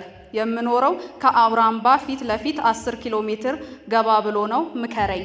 በጣም ጥሩ። በነገራችን ላይ በባለፈ 14 እንቡጥ ስለሚይዘው በቆሎ እስከ ግንቦት ድረስ መረጃውን እነግራቸዋለን ብለናቸው ነበር። አሁን ትንሽ የምትጣራ ነገር ቀርታናለች። እሱ በቆሎ ዘር የተገኘው እንግዲህ ከውጭ ካምፓኒዎች ነው። ዘሩን አብረን ሆነን እንትን ማለት የቻልነው እሱ ነገር ግን እንደምታውቁት ያው በአደባባይ ስም ማጥፋት ባይቻልም ብዙ ጊዜ መጠንቀቅ ግዴታ ነው። ማናምነው ነገር አለ። አይታቸው ከሆነ ከውጭ የሚመጡ የሚገራርሙ አፕሎች እንግዲህ ስንዘራቸው እየበቀሉ አይደለም፣ በቅለውም የማያፈሩ አሉ። እስከ ማምከን የተደረሰበት ነው። ያው እኛ ሀገር እንግዲህ የተለያዩ ድርጅቶች መጥተው እንኳ ሙያው እንዳይታወቅ ግን አገልጋይ ብቻ እንድንሆን የሚፈለግበት ነገር አለ። ወደ ምስኪኑ አርሶ አደር ምርት ከገባ በኋላ ምናልባት መምከን እንዳይገጥመው ለሁለተኛና ለሶስተኛ ዝር እየሞከር ነው ያለ ነው በመሞከሪያ ቦታ ላይ። አሁንም ከትንሽ ጊዜ በኋላ ወይ አንድ ጊዜ ብቻ እንደሆነ የሚያፈራው ወይ ለአንድ ጊዜም ቢሆን ከዛ ዘር ውጪ ሌሎቹ በትክክል መስራታቸውን ተጠንቅቀን ማየት ስላለብን ነው። ከዛ መለስተኛ ግን አለ። ትልቅ ምክንያት እንዳታዩት። ይሄ ከወቅቱ ጋር ተያይዞ ከምናምን ጋር ሊፈጠሩ የሚችሉ ነገሮችን ካላችሁ መጀመሪያ ሴቭ አድርጉ። ከሌላችሁ ግን በሰዓቱ ሊገኙ ሊፈለጉ የሚችሉ ነገሮችን እዛው በአካባቢ አገልግሎት ስጡ። ወይ እዛው አካባቢ ላይ ቁስን ለማምረት ሞክሩ፣ ወይ በተለያየ መንገድ ቴክኒካሊ የሆነ ነገር ተጠቅማችሁ እንደዚህ አይነት ነገሮች ሊያውኳቸው በማይችሉ ሎጂስቲክ ተጠቀሙ። እሱ ሊሆን ካልቻለ ግን ይሄ ነገር ጋፕታ ከተፈጠረ በሰዓቱ አብሮ ሊሄድ የሚችሉ ሌላ ፕሮዳክቶችን አገልግሎት እየሰጣችሁ ወይ እያመረታችሁ ግባችሁን ማሳካት ግዴታ ነው። የሚሊዮነሮችን መንገድ ተመዝግበ ኤምቲ ብለ በየሳምንት ስልጠናው 2 ሰዓት ወስደ ኤቲ እያልካት እንዳንስ ሞልተ ኢንፎርሜሽን ላክ ስትባል ስም፣ ዕድሜ፣ ጾታ፣ አድራሻ፣ የስራው አይነትና መነሻ ካፒታል ልከ በየወር ጀምሩ ሲባል ጀምረ በየወር አለማሳካት ውድቀት ነው። ምንም አይነት ሰበብ አይቻልም። ምንም አይነት ነገር ቀን እምቢ ካለ ሌሊት፣ ሌሊት እምቢ ካለ የሆነ ሰዓት፣ በአንተ እምቢ ካለ በሌላ እምቢ ብቻ የማቆፍረው ነገር እንዳይኖር። በመንገድ ተሄዶ የሚመጣ ከሆነ መንገድ ከተዘጋ እዛው ለማምረት ሞክር። እዛ የሚመረት ነገር ከሌለ እዛው አካባቢ ላይ ያለውን ነገር ለመሸጥ ወይ ለማምረት ወይ አገልግሎት ለመስጠት ሞክር እንጂ ጭራሽ እንዳይቋረጥ። ሰንሰለት ነው ስኬት። ትንሽ ከተቋረጠ በኋላ ያኛው ለብቻ ያኛው ለብቻው ቻው። እዚህ ላይ በጣም ጥንቃቄ አድርጉ። የሆነ መራ ፈልግ ነው የምልህ። እሺ ቀጥይ። ጥያቄ ቁጥር 8 የሶስተኛ ዙር ሰልጣኝ ነኝ። እኔ የተሰማራሁት በእንቁላል ጣይ ዶሮ ነው። የወሩን ለማሳካት ለምሳሌ 40 ዶሮ ቢሆኑ አንደኛው ወር 40 እንቁላል፣ ሁለተኛው ወርም 40 እንቁላል፣ ሶስተኛውም እንደዛው። ቢዝነስ ፕላኑ ደግሞ በየወሩ እየጨመረ ነው የሚሄደው። እንዴት ላሳካው እችላለሁ? ለምንድን ነው በየቀን 40 እንቁላል ብቻ? 40ውንም ትውጠዋለህ ትበለዋለህ ወይስ ዶሮቹ የሚወልዱት ለመኗቸው ብቻ ነው? በየቀን 40 እንቁላል ከሆነ ቤሪጅ አላቅም 15 ብር ይሆን 20 ብር ምናልባት ከተሳሳትኩ አርሙኝና 40 እንቁላል በ20 ብር ቸረቸረው ብንል የሰውዬ 40 ሲባዛ በያ 800 እና 800 ብር አንድ እንቁላል አንድ ዶሮ አይገዛም? ይገዛል። አንድ ዶሮ ይገዛና ካልገዛም እሺ ጨምርበት የማግስቱን። እሱንም ወቅታዊ ዋጋውን እርግጠኛ አይደለሁም። አንድ ዶሮ ከገዛ በየቀን አሁን 40 እንቁላል ወይስ 41 እንቁላል? በሁለተኛው ቀን 40 ስንት እንቁላል? 42። በሶስተኛው ቀን ስንት? 40 እንቁላሎች እየጨመሩ ይሄዳሉ አይሄዱም? እንደዚህ ስላችሁ ደግሞ ወይ በ30ው ቀንማ በቃ ሌላ 30ኛ እንቁላል ይጨመርና 70 እንቁላል እንዳትሉ። ለምን እንዴ? አሁን ገና በሳምንቱ እኮ ሌላ አዳዲስ 8 ዶሮዎች ተጨምረዋል አልተጨመሩም? በየቀን አንዳንድ ዶሮ የሚጨምር እንቁላል አለ እንዴ? መኗቸው እስካላችሁኝ እሺ በጣም ጥሩ። ሰኞ የወለዱት ለመኖ ይሆንና ማክሰኞ የወለዱትን ዶሮ ይግዛበት። በ15 ቀን 7 ዶሮዎችን ጨምረዋል። ስለዚህ አሁን የሚወለደው በቀን እስከ 15ኛው ቀን 40 እንቁላል ሳይሆን 47 እንቁላል ይሆናል። ለወሩስ ላይ ምን ይሆናል? ወደ 67 እንቁላል በአንድ ቀን መወለድ እየቻለ። ይሄ እድገት ነው አይደለም? እድገት እኮ ነው። ታዲያ እንዴ ይህ ትራዲሽናል አታድርጉታ። በለመዳችሁበት መንገድ እየሰራችሁ ግን ባልተለመደው መንገድ ለማደግ አትሞክሩ። አሰራሩም እድገቱም ልክ በእኛ መንገድ ይምጣ ማለት ነው። ቀጥይ። ጥያቄ ቁጥር 9 ሰላም እንዴት ነህ? የሚሊዮነሮች መንገድ አሰልጣኝና መስራችና አሰልጣኝ አቶ በላይ ሞርዴ። ስራዬ ምግብ ቤት ነው። ከጀመርኩ 2 ወር ሆኖኛል። ምንም ሊለምድልኝ አልቻለም። ጭራሽ በዚህ ወር ምግብ የሚጠይቅ ሰላም የሚልም የለም። አሁን የምከፍለው የቤት ኪራይ የለኝም። ምን ይሻላል? አብዛኛው ሰው እየበላ አይደለም ማለት ነው። በነገራችን ላይ ያላችሁ አንዳንድ ቦታ ላይ ስራ በጣም ብዝት ብሎ ደንበኛ ተቀይሞ ይመለሳል። አንዳንድ ቦታ ላይ ደግሞ አንድም ደንበኛ ጠፍቶ ቁጭ ብሎ ሰዎቹ ሲያዛጉ ይገባሉ። እንዲሁ በዚህ መካከል የሆነ ልዩነት የለም ማለት ትችላላችሁ? አለ የለም? አለ። እንዴት? በነገራችን ላይ እኔ ነግሬያቸዋለሁ። ደንበኛ የምትይዙበት መንገድ አስፍታችሁ ተከራይተ አስፍተ ጀምረ አስፍተ ሰራተኛ አስገብተ በጭንቀት ተወጣጥረ መንቀሻቀሻ አተህ አይደለም ጎዝጉዘ መጠበቅ ያለብህ። በትንሿ ጀምርና አንተው እየሰራ አንተው አንዱ ሰዎች፣ ሁለት ሰዎች፣ ሶስት ሰዎች እያልክ አራት ሰዎች እያልክ በየቀን ደንበኞችን እያበዛ ችግራቸውን ሀሳባቸውን እየተረዳ አንተው ጣዕሙን ቼክ እያደረግ አንተው ሰርቪስ እየሰጠ ከዛ እያሳደግ ይር ነው ያለው። እኛ በትንሹ ጀምር ስንላችሁ እናንተ በትልቁ መጀመር ነው የምትፈልጉት። ትልቁ ትጀምሩና ደግሞ ደንበኛ ለመያዝስ ለስራው ስንት ትሆኑት ከዛ ግራ ትጋባላችሁ። አንድ ይሄ ነው። ሌላስ ለመሆኑ ለምግብ ቤት ሰው ከሌለ ሌላ አገልግሎት የለም። በቃ ቀይረዋ። በነገራችን ላይ የማያዋጣ ሰውና የማያዋጣ ስራ የለም። እንደው ለነገሩ ማለት በደንብ ከተከታተልና ከያዝ ነው። እንደው ለነገሩ ሰውየው ግን አይደለም በዛ አካባቢ ላይ የሚመገቡ የሉም። እኔ ልንገር በቃ ካለ በጣም ጥሩ። እዛ አካባቢ በመንፈስ ይኖራል ማለት ነው ሰው። እሺ ለማንኛውም በቃ መንፈስ ያከራያ እዛ አካባቢ ሰዎች ምንድነው የሚጠቀሙት ብለህ ፈልግ አልልም እኔ። አንተ እንዲጠቀሙ የሆነ ነገር አድርግ። የኛ ቢዝነስ ብዙ ጊዜ ታውቃላችሁ ሰው ምን ይጠቀማል ብለህ አጥና አይልም። ሰዎች እንዲጠቀሙ አንተ የሆነ ነገር ፍጠር ነው። የሆነ ብራንድ የሆነ ብቃት እስልኩ ላይ እኮ ይሄን ጊዜ ከ10 ሰው ከ20 ሰው ጋር ይደዋወላል። ሄሎ ምግብ እየበላሁ ነው፣ ሄሎ ካፌ ሆኜ ነው፣ ሄት ከእናንተ ጀርባ ሆኜ ነው እያለው ማለት ነው። እሱን እንኳን አብሎ አገልግሎት ለመስጠት ለምን ተቸገረ? በጣም ብዙ ነገር አለ። እንዲህ ቢያንስ ቴካዌ እንኳን አይታዘዝም እንዴ? ቢያንስ ወርክሾፕ ላይ ሱቅ ላይ የተለያየ ቦታ ላይ ጋራጅ ላይ ራይድ አገልግሎት የሚሰጡት እንዴት ለነሱ እንኳን በቀላሉ በቀን 10-15 ምግቦችን እንዴት ኮንታክት አድርጎ ለማውጣት እንዴት ተቸገረ? እንዴት ውሎ ቁጭ ሊባል ቻለ? ስለዚህ መጀመሪያ ራስ ይፈተሽ። ቀጥይ። ጥያቄ ቁጥር 10 ሰላም እንዴት ናችሁ? ጥያቄ አለኝ። ከአሁን በፊት በጠየኩት ጥያቄ ባለቤቴ አብራኝ እየሰራች እንደሆነ ተናግሬ ነበር። ነገር ግን ማህበራዊ ህይወት እንድታቆም በተደጋጋሚ ነግሪያት እሺ ልትል አልቻለችም። እንዲሁም ለሰርግና ለተለያዩ ዝግጅቶች ቤተሰቦቿ ጋር ከሄደች ሳምንቱን ሙሉ እዛው ትቆያለች። ይህን ምን ላድርግ በላይ? እረፍ ፍታት። አቦ በእናትህ ኧረ ፍታት። ምከራን ለማለት ራሱ ይደብራል። አንተ ፍታት አይባልም። አንዳንድ ወገኛ እንግዲህ ኮሜንት ላይ ጠብቁ። ትዳር ቀልድ አይደለም። ይኸው ዝም ብለህ መድረክ አገኝ ብለህ ፍታት። እንዴ ልጅ አለ፣ ትዳር አለ፣ ቤተሰብ ተገንብቷል፣ ስነ ልቦና የሚባል ነገር አለ። እቺ ሴትዮ እናቷ ከቀረሽ ቀየምሻለሁ ብላት ወግ ይለጥጣል። እኔ የምለው ጎበዝ፣ አረ ለማደግ እንደርድር ወሬ። እንደዚያ ወገኛ አትስሙት። እኔ ቢሰጠኝም አልሰማም በቃ ለማሰልጠን ሞክር፣ ለመናገር ሞክር። ስለ ለውጥ አስበ ለውጥ አብረን እንሩጥ ብለ ስሮጥ ለሚመጣው ሜዳሊያና ዋንጫ የሚጠብቅ ግን አብሮ የማይሮጥ ቢያንስ እንኳን ሩጥ ብሎ የማይፈቅድልህ እግርን ይዞ የሚጠልፍ ሰው ካለ እባክህ ሌላ ሜዳ ገንባና ጠብቀው። ሳምንት ስትቆይ አታገባም እንዴ አንተ? ምን ሆነ ነው? እሺ ሌላ ይት ለሞላው ሴት ታገባለ እንዴ? ያሬ ሌላ አግባ፣ ሌላ አግባ። ደግሜ ነው የምነግርህ። ጥያቄ ቁጥር 11 የሶስተኛ ዙር ሰልጣኝ ነኝ። ስራዬን ከጀመርኩ 2 ዓመት ሆኖታል። እኔ ለሱቆች ለማስረከብ ስለምንቀሳቀስ ሰራተኛ ያስፈልገኛል። አሁን በ60 ሺህ ብር ነው ካፒታል ልሰራ ያሰብኩት። አንድ ሰራተኛ አለኝ። ለሰራተኛዬ በቀን 3 ምግብ፣ ለሱቅ ኪራይ 5000 ወጪ እየተደረገ እንዴት ነው ማስኬደው? መጀመሪያ ሰራተኛ የምታመጣው ስራው ካንተ በላይ ከሆነ ነው። ስራው ካንተ በላይ ከሆነ ሰፊ ገቢ አለ። ሰፊ ገቢ ካለ ለሰውየው ወጪም ይሁን ለቤት ኪራይ ብሎም ለግብር ለተለያየ ነገር አያቅትህም። ስራው ካንተ ውጪ ካልሆነ ግን ሰራተኛ አትቅጠር። ተንቀሳቅሼ ተረካቢ የሚያስረክብ ወይም የማስረክበው ፈልጋለሁ ስትል ሳትንቀሳቀስ፣ በነገራችን ላይ መንቀሳቀስ ማለት ይሄም መንቀሳቀስ ነው። እሺ ይሄ መንቀሳቀስ ነው። መንቀሳቀስ ማለት እዚሁ ባለበት ሆነ መደወል ይቻላል። አሁን እኮ ብዙ ቦታ ደውላለሁ፣ ሶሻል ሚዲያ ተለያየ ቦታ ደውላለሁ፣ ቀጥታ ደውላለሁ፣ እጽፋለሁ፣ አወራለሁ፣ ቼክ አደርጋለሁ። ሲሄድ ወደ ቤት ስገባ ስወጣ አወራለሁ። ሱቄ ወይም አገልግሎት መስጫ ከመከፈቱ በፊት የሆነ ነገር አጠናለሁ፣ በርቀት አጠናለሁ። እንደገና ከዘጋሁ በኋላ ላጠና እችላለሁ። ወይም ደግሞ ብቻ የምጠቀመው ነገር አለ። አብዛኛ ሰዎች እንግዲህ ከኛ ውጪ ትዳር የሚሰብክ ላሳር ማግባት ምን ያደርጋል ብለን ሰርተናል ካሁን በፊት ቪዲዮ። ማግባት ባላል ያደርጋል። ስለዚህ ካገባ ሚስትህ ትስራ። ለዚህ ነው ሚስትህን የቤት እመቤት ካረግ የቤት አጋንንት እያረካት ነው ያልነው ማለት ነው።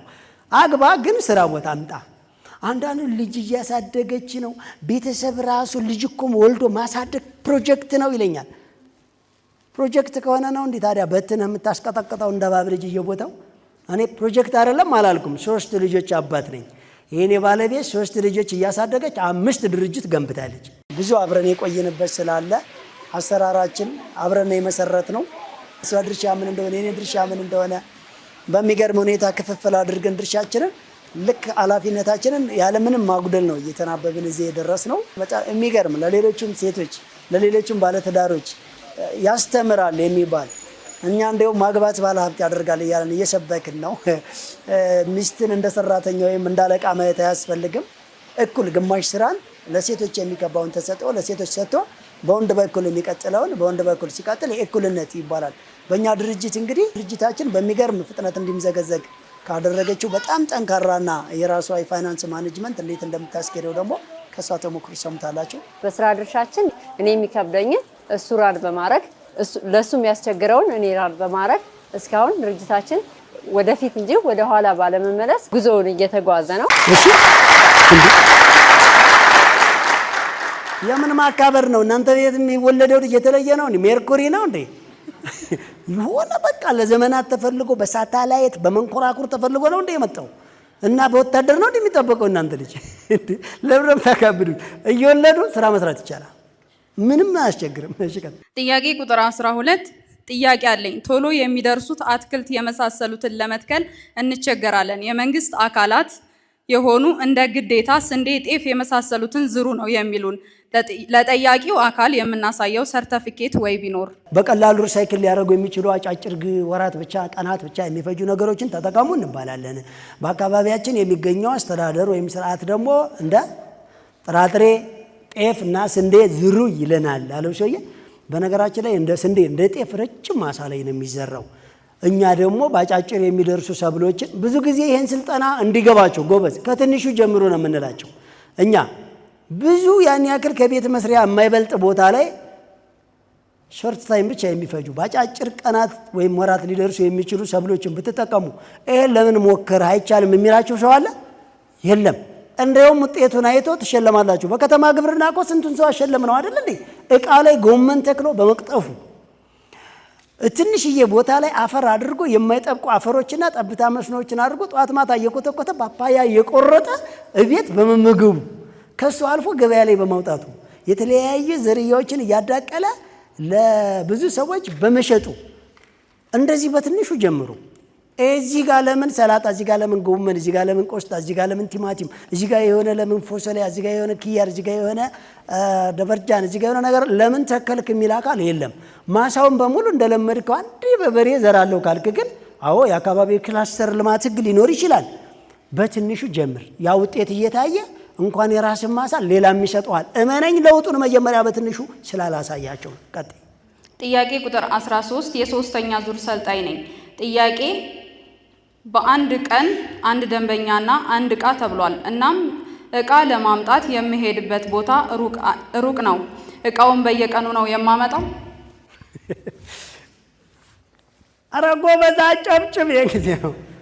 በነገራችን ላይ አንዳንድ ጊዜ በቀን አንድ እቃና አንድ ደንበኛ ከተባለ ዋይ ሴቪንግ ብዙ ነገር እኮ አለ። ኢማጂኔሽን የሆነ ነገር ይግባችሁና ይኸውላችሁ አሁን ምሳሌ በቀን አንድ ሰው በእኛ ህግ 400 ብር ቢያተርፍ ቢያንስ በ200 ብሩ የሆነ እቃ ይግዛ ነው የምንለውና የዛን ቀን የግድ ሄዶ በሮ መጥቶ እኮ መግዛት አይደለም። በቀን አንድ እቃና አንድ ደንበኛ ያልነው እኛ የተቸገር ነው።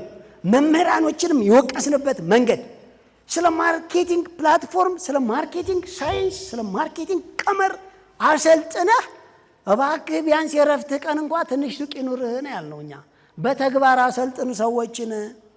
6 ደንበኛ አንተ የለም ግን ሌላውን ሰው እንዴት እንደሚሸጥ እንዴት እንደሚገዛ ስታስተምረው ትውላለህ። ወሬ ያስለመድከው እሱም ተመርቆ እኔ ልንገርህ ስለ ማርኬቲንግ ልናወራ ሲሆን አፋችን ይይዛል፣ ስንሰራ ግን እጃችን አይይዝም። ስራ ቦታ አይችልም። እሱን ነው ያልነውና አሁንም እኛ የምናወራችሁ በቀን አንድ ቀን አንድ ደንበኛ ከተባለ 400 ብር በቀን ለምሳሌ አንድ ሰው ቢሸጥ ቢያተርፍ እንበል በ200 ብር እቃ ይጨምር። የዛን ቀን የግድ እቃ ሄዶ ማምጣት አይጠበቅበትም። በቃ 1-7 ቀን ካስቀመጠው ሄዶ ይገዛል ማለት ነው። 3 ቀን ካስቀመጠው ሄዶ ይገዛል። ንግድ ከሆነ ነው። ምሳሌ የነገር ተጠይቋል። በሬ ቢሆን የሚያደርበው ሰውየው በ3 ወር ነው የሚወጣው ብላል፣ በ90 ቀኑ። ስለዚህ በየቀን እንዴት ነው በሬው ላይ አንዳንድ ቀንድ ነው ወይስ አንዳንድ በሬ? አይደለም እድገቱን ማየት፣ ውፍረቱን ማየት፣ ለውጡን ማየት፣ ግምቱን ማየት። አየህ በሰባት ቀን ይሄን ያክል ጨምሯል። በቃ እርባታም ከሆነ እንደዛ ነው። አየህ አድጋውን ልትወልድ ነው ጋይስ ይሄን ያክል አሁን ግምቱ ይታወቃል። ግምቱን መናገር ነው ብለናል። የጓሮ አትክልትም የተለያዩ ሰብሎችም ምሳሌ ፓፓያ 10 ወር ነው የሚደርሰው። እስከ 10 ወር በየወር ታዲያ ምን ላደርግ ነው ካለን በቃ በስሩ ትንንሽ አትክልቶችን ዝሩ ያልነው እንደ ቅጠላ ቅጠል ትንሽ ፍራፍሬዎችን ለዛ ነው እሱ እስከሚደርስ እነዚህ እንዲያሳኩላችሁ። ሌላ ደግሞ ራሱ የዛፍ አትክልትም እያደገ እኮ ልሽጥ ብትሉ ዋጋውን ታውቁታላችሁ። እያተረፋችሁ ነው። በየወር ግምቱ መላክ ነው። ስለዚህ የምትሸጡትን ነገር በየቀን የግድ ባታመጡም ደንበኛውን በየቀን ያዙት። በየቀን መያዝ ካልቻላችሁ 2-3 ቀን ደንበኛ ባታገኙ ከ3 ከ4 ቀን በኋላ 5-6 ደንበኞችን በአንድ ጊዜ አድ የምታደርጉበትን መላ መከርከም ነው። ይሄ ቀላል ነው። ከባድ የሚባል ነገር በዚህ ፕሮግራም ላይ የለም። በጣም ሲምፕል ነው። ወደ 100,000 ደንበኛ ለማፍራት የኛ ድርጅት አመታትን ሲስተምና የተጠቀመው ሌላ ምንም አነቃናቂ የሰራው ነገር የለም። አሁን ወደ ሚዲያ የመጣው አሁን ትልልቅ ዲጂታል ማስታወቂያዎችን መስራት የጀመረው እንጂ ራሱ ደንበኞቹ ናቸው አገልግሎትን ያስተዋወቁለት። የኛ ድርጅት ከ300 በላይ አቅራቢ ከ100,000 በላይ ከ100,000 ሰዎች በላይ ገዢ ከ100 በላይ ሰራተኞች የተፈጠሩት እያንዳንዷ ቀን ያለማቋረጥ ሰንሰለቱን ጠብቆ በመዘርጋት ነው። እያንዳንዱ ቀን ብቻ ችላ አትበል፣ ከሙድ አትውጣ። ለዛ ነው የማህበራዊ ህይወትን ችላ በላይ ያልነው። ጥያቄ ቁጥር 14 በላይ ጥያቄ አለኝ። በወር የሚመጡ በዓላትን አከብራለሁ። ስራ ስጀምር በዓል ማክበር አቆማለሁ ወይስ ምንድን ነው የሚሆነው? ይብራራልኝ። አመሰግናለሁ። ልክ እንደ ቅድሙ ነው። በነገራችን ላይ ቅድም እንደ በቀን አንድ ደንበኛና አንድ ዕቃ ሲባል በየቀን ወይ ዕቃ የምገዛው እንደተባለው ሰው ነው። እናንተ ልታርፉበት ምሳሌ ሃይማኖታዊ ስርዓት ሊሆን ይችላል፣ ወይም የአካባቢያቸው የሆነ ባህል ሊኖር ይችልና ከዛ ጋር እናንተ የራሳችሁን ፍልስፍና ተጠቅማችሁ ነው ሂሳብ የምትሰሩት ራሳችሁ ናችሁ። እንደዛ አይነት ነገር ላይ እያንዳንዱ ላይ ገብተን እኔ ነኝ የምወስንልህ አንልም እኛ። ምናልባት ይህ ሰውዬ ቅዳሜ እሁድ ወይም ደግሞ ሰንበዲ የሆነን ቀን አርፋለሁ እንግዲህ ሃይማኖታዊ ስርዓት ሊሆን ይችላል፣ ባህላዊ ሊሆን ይችላል፣ የሱቅ ቀን ሊሆን ይችላል እና ያንን ቀን ለማካካስ ወይ መጠቀም አለበት ወይ እሱ እንዳመነበት ያድርግ። ነገር ግን ትልቁ ነገርኛ የ30 ቀንን ውጤት በሳምንት ያመጣ ሰው ማረፍ እኮ ይችላል። ዋናው ነገር የዛን ቀን ሽፋን ትሰጣለህ ወይ ነው፣ ሌላ ቀን አይደለ እንዴ? ትልቁ ይኸውላችሁ አሁን ምሳሌ በ1,000 ብር የጀመረ ሰው በወር ሙሉ ቆይቶ 550 ብር ነው አትርፍ የተባለው።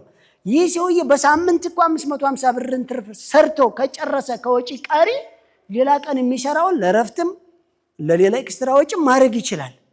ግልጽ ነው አይደለ? ስለዚህ ይህ ሰውዬ ያንን ቀን ታሳቢ አድርጎ ለዋዜማውና ለማግስቱ ማስተካከል ሽፋን መስጠት አለበት እንጂ ግድ በቃ እዛ ቦታ ላይ የሆነ ወታደራዊ ትእዛዝ አይደለም።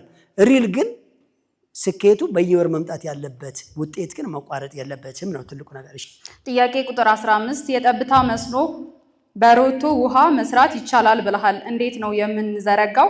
ቢብራራልኝ። ኦኬ እንደዛ አይነት ነገር ላይ እኔ ልንገራቸው። ማንኛውም ስማርት ስልክ ያለው ሰው ላይኖረው ይችል ይሆናል አላውቅም። የሌለው እንዲሁም የሌለው ሁሉ ባለው ሰው ይጠቀማል። አብዛኛው ሰው ነው የምላችሁ፣ አብዛኛው ሰው ሶሻል ሚዲያ ይጠቀማል። እና ሶሻል ሚዲያ እናንተን ቀርቶ እኔን እንኳ በዚህ ደረጃ ትውልድን ለመቀየር ከነ ጊዜ ከነ እውቀቴ ከነ ገንዘቤ እንኳ ሙሉ ለህዝብ ቆሜ እንኳ እኔን ያታልላል ሶሻል ሚዲያ። በጣም ካልተጠነቀቃችሁ ማለትም አንድ ነገር ለሰርች ነው የምትፈልጉት፣ እሱ ግን በቃ ያ አደገኛ አልጎሪዝም በሆነ ቦታ ላይ ድንገት ጋይድ ያደርጋችኋልና እንደዛ አይነት ነገር ላይ ጊዜያችሁን ሳትጨርሱ ሁሉም ነገር አሁን ኢንፎርሜሽን ቴክኖሎጂ ዲጂታል ዘመን ላይ ስለሆንን ዓለም ውስጥ ያለን እውቀት ሁሉ እጅ ስልካችሁ ላይ ታገኛላችሁ። ዓለም ላይ በሙሉ እዚሁ ተቀምጠን አሁን ስልክ መነካካት ስለማይፈቀድ እንጂ ማለት ነው። የጠብታ መስኖ ብላችሁ ጎግል ላይ ሰርች ብታደርጉ በደንብ ይመጣል። አረ እንደው ተራ የሆነ ዝም ብሎ እንደ ቲክቶክ ምናምን ማንኛውም ፕላትፎርም ኖርማል የሆኑ ሶሻል ሚዲያዎች ላይ ብትገቡ ለራሱ ይመጣላችኋል። አሁን ፕሮፌሽናል እውቀት አይደለም የተቸገር ነው። ለዛ እኮ ነው መምህራኖችን ወሬ ነው ያሸጋገራችሁት የምንለው። እውቀቱ በሁሉም ዲጂታል ላይ ያለ፣ በሁሉም ቦታ ላይ ያለ። ቴክኒካሊ ቴክኒክና ሙያ ብትሄዱ በአጫጭር ስልጠና እዛው ቤታችሁ ቁጭ ብላችሁ ብታው ኦንላይን ሁሉም ነገር አለ። ችግሩ ግን ወደ መሬት የሚያወርድ ተማሪም መምህርም መጥፋቱ ነው የሚያሳዝነው እንጂ እኮ ይሄ ጠብታ መስኖ ኢትዮጵያ ውስጥ ከገባ 12ኛ ዓመቱን ይዟል። እንደ መጀመሪያ ጊዜ ላይ በነዚህ ዙሪያውን በዱከም ቢሸፍቱ ደብረ ዘይት ወደ ዘዋይ አካባቢ ላይ በዚህ ደራን አካባቢ ላይ የተለያዩ ቦታዎች ላይ በሪሰርች ሁሉም አካባቢዎች ላይ እንደውም ተሞክሯል። ግን የሚያስቀጥለው ሰው የለም። አይጥ በልቶ ተቆራርጦ ደርቆ ምናምን ነው የምታዩት። ተራ የሆነ ኮንዲት እኮ ነው የምትዘረጉት። ተራ የሆነ ኮንዲት ነው የምትዘረጉት። ትቦ ስሶቹ ገመዶች በየሰብሎቹ አጠገብ ውሃው ሊመጥንላችሁ በሚችል መንገድ ትንሽ ትንሽ ትቀዱታላችሁ። ቧንቧውን መቆጣጠሪያ ሲስተም እንደ ቧንቧ ትገጥማላችሁ። እሷን ብቻ ነው የምትከፍቱት። እንደ መሬቱ እንደ አካባቢውና እንደ ሰብሉ ፍላጎት ስትከፍቱ አንደኛ ፕሬቸር የሆነ ፓወር ስለሚኖረው ከመጀመሪያ ላይ ያሉ ቀዳዳዎች ትንሽ ትንሽ ይሆናሉ። መጨረሻ ላይ ያሉ ሰፋ እያሉ ነው የሚሄዱት። አንደኛ ከዳር ዳር ስንት ሰብሎች ጋር ነው የምቀደው፣ ስንት የሚሆኑ ተክሎች አሉ። ተክሉ መጀመሪያ በየምን ያክል ርቀት መተከል እንዳለበት ማየት መቻል አለባቸው። ሲኮተኮት ፀሐይና የመሳሰሉ ነገሮች እንዳይጎዱት የተወሰነ አፈር ማልበስ ይቻላል።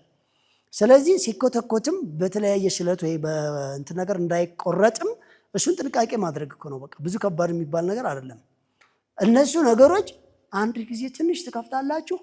ሁሉንም ነገር ሰብሎ አደግ እያለ በሄደ ቁጥር ፀሐዩን እየከለለለት ራሱን እርጥበቱን እዛው እያቆየ በቀላል የምኮተኩቷቸው ነገር ንሽ ይዞ እንዲቆይ በባህሪው ሰብል ማለት ነው። አሁን እኔ በጣም የማዝነው በግብርና ቴክኖሎጂ በተለይ እንደና ሐረማያ አይነት ዩኒቨርሲቲዎች ስንት ዓመት ሙሉ በእርሻ ምርምር ላይ ነው ጊዜያቸውን የጨረሱት። ሀገር ቢሊዮን ብር ሀገሪቱ የረከዘችባቸው ምሁራን ተብዬዛ ነው የታጎሩት። የሚገርማቸው ግን በዙሪያው ያለውን እንኳን በድርቅ የሚታመስ ማህበረሰብ ስንዴና ዘይት ገለባ ለከብቶቹ ሲረዳ ቆመው የሚያዩ እነዚህን አይነት ነው የጮህንባቸው። እንግዲህ ሙያውን ሳይሆን ባለሙያዎችን ነው የጮህንባቸው ነው የምላችሁ ማለት ነው። አጠገባቸው ያለ ሐይቅ እንኳን ከድርቅ ያልታደጉ ሰዎች ናቸውና እንኳን አይደለም የተፈጥሮ ዝናብን አቁረ በሮቱ አይደለም ጠብታ መስሎ ልትዘረጋ ቴክኖሎጂው ግን አለ። መሬት ግን የሚያወርድ ሰው የለም። እሱም ወደ መሬት የሚያወርድ ሰው ስለጠፋ እንጂ እነዚህ ሲስተሞች በጣም ቀላል ናቸው ነው የምላችሁ። ስለዚህ በተፈጥሮ ሰብል ልንገራቸው፣ እስሩ ውሃ ሲተኛ አይወድም፣ ወይም ውሃ በስሩ ሲያልፍ አይወድም።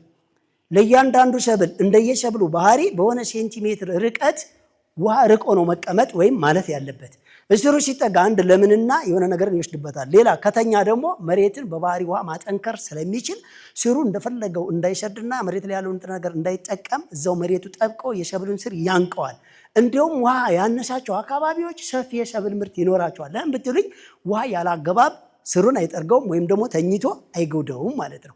ስለዚህ የጠብታ መስኖ ውሃ ቸገረበት ቦታ ብቻ ሳይሆን ውሃ አለበት ቦታ ላይ ለራሱ የጠብታ መስኖች በጣም አሪፍ ናቸው። በቃ ጠብታ መስኖ ማለት ይሄ ነው። መስመር ትዘረጋላችሁ፣ አካባቢው አጠገቡ ላይ በቅርብ ርቀት ይቀደዳሉ፣ ጠብ ይላሉ።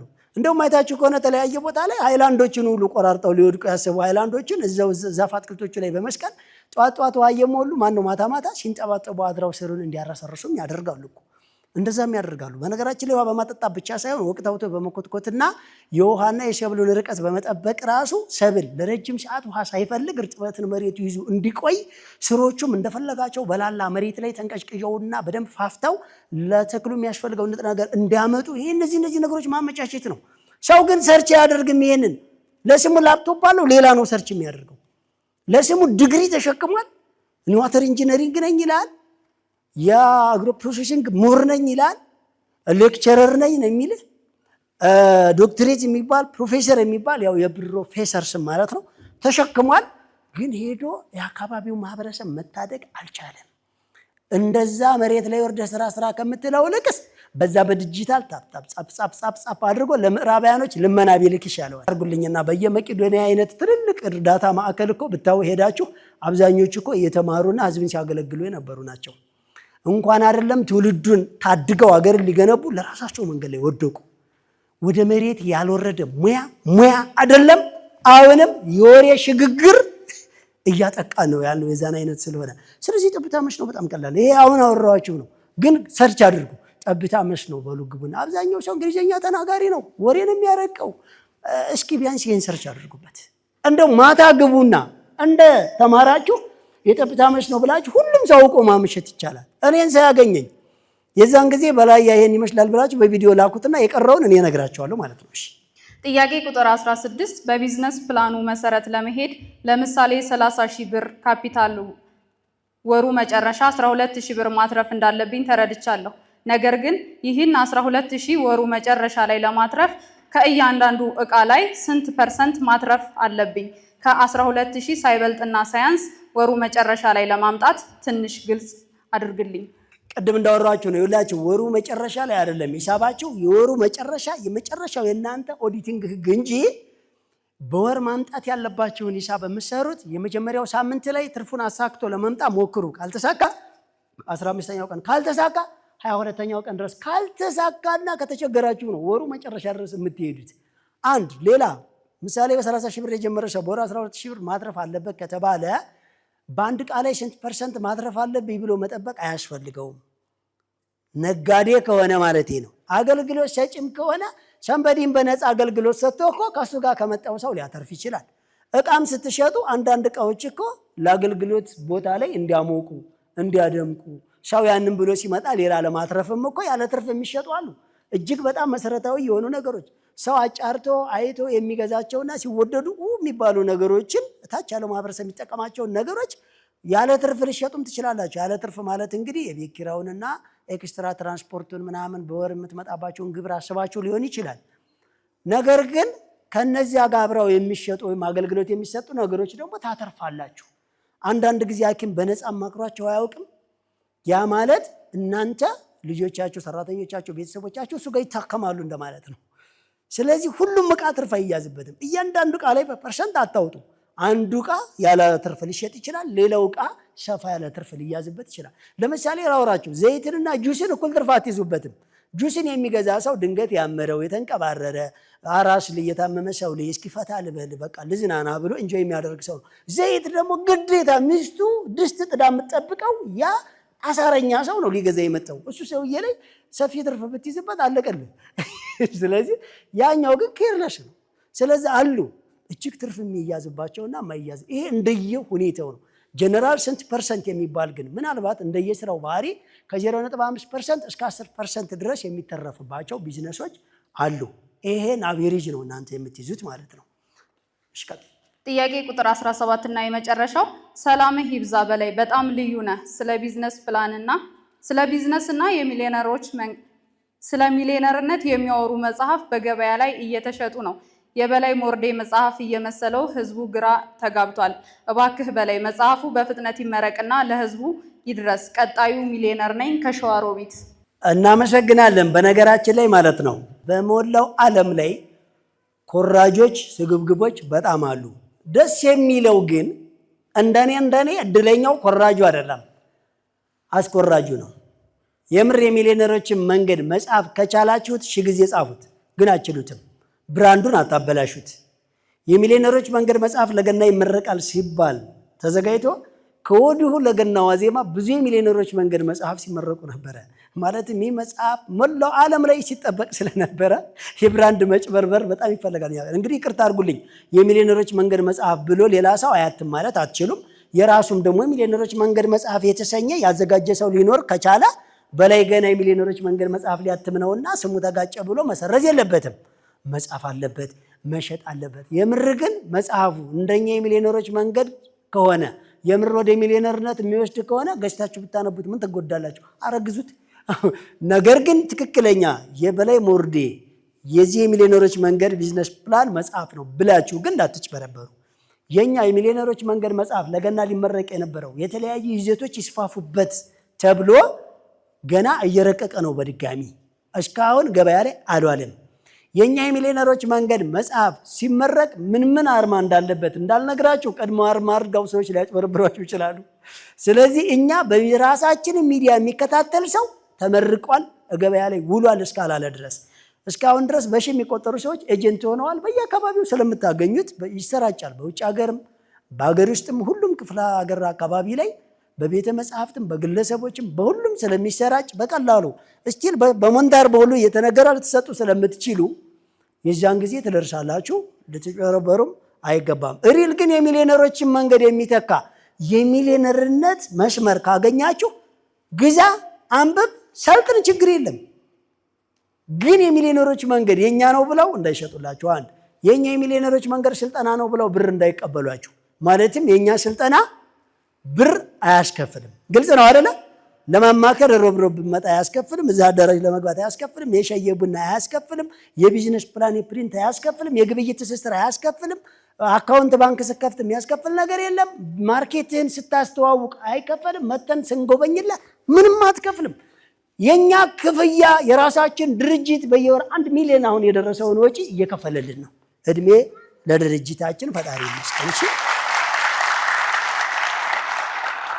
የእናንተ ክፍያ ምንድነው ካላችሁኝ፣ የሚሊዮነሮች መንገድ ህግና ደንብ ቢዝነስ ፕላን አክብራችሁ ሚሊዮነር ሆናችሁ መገኘትና እናንተ ሚሊዮነር ከሆናችሁ በኋላ ሌላውን ማህበረሰብ በራሳችሁ ወጪ እንድታሰለጥኑ የዛን ጊዜ እንደከፈላችሁን እንቆጥራለን። እሺ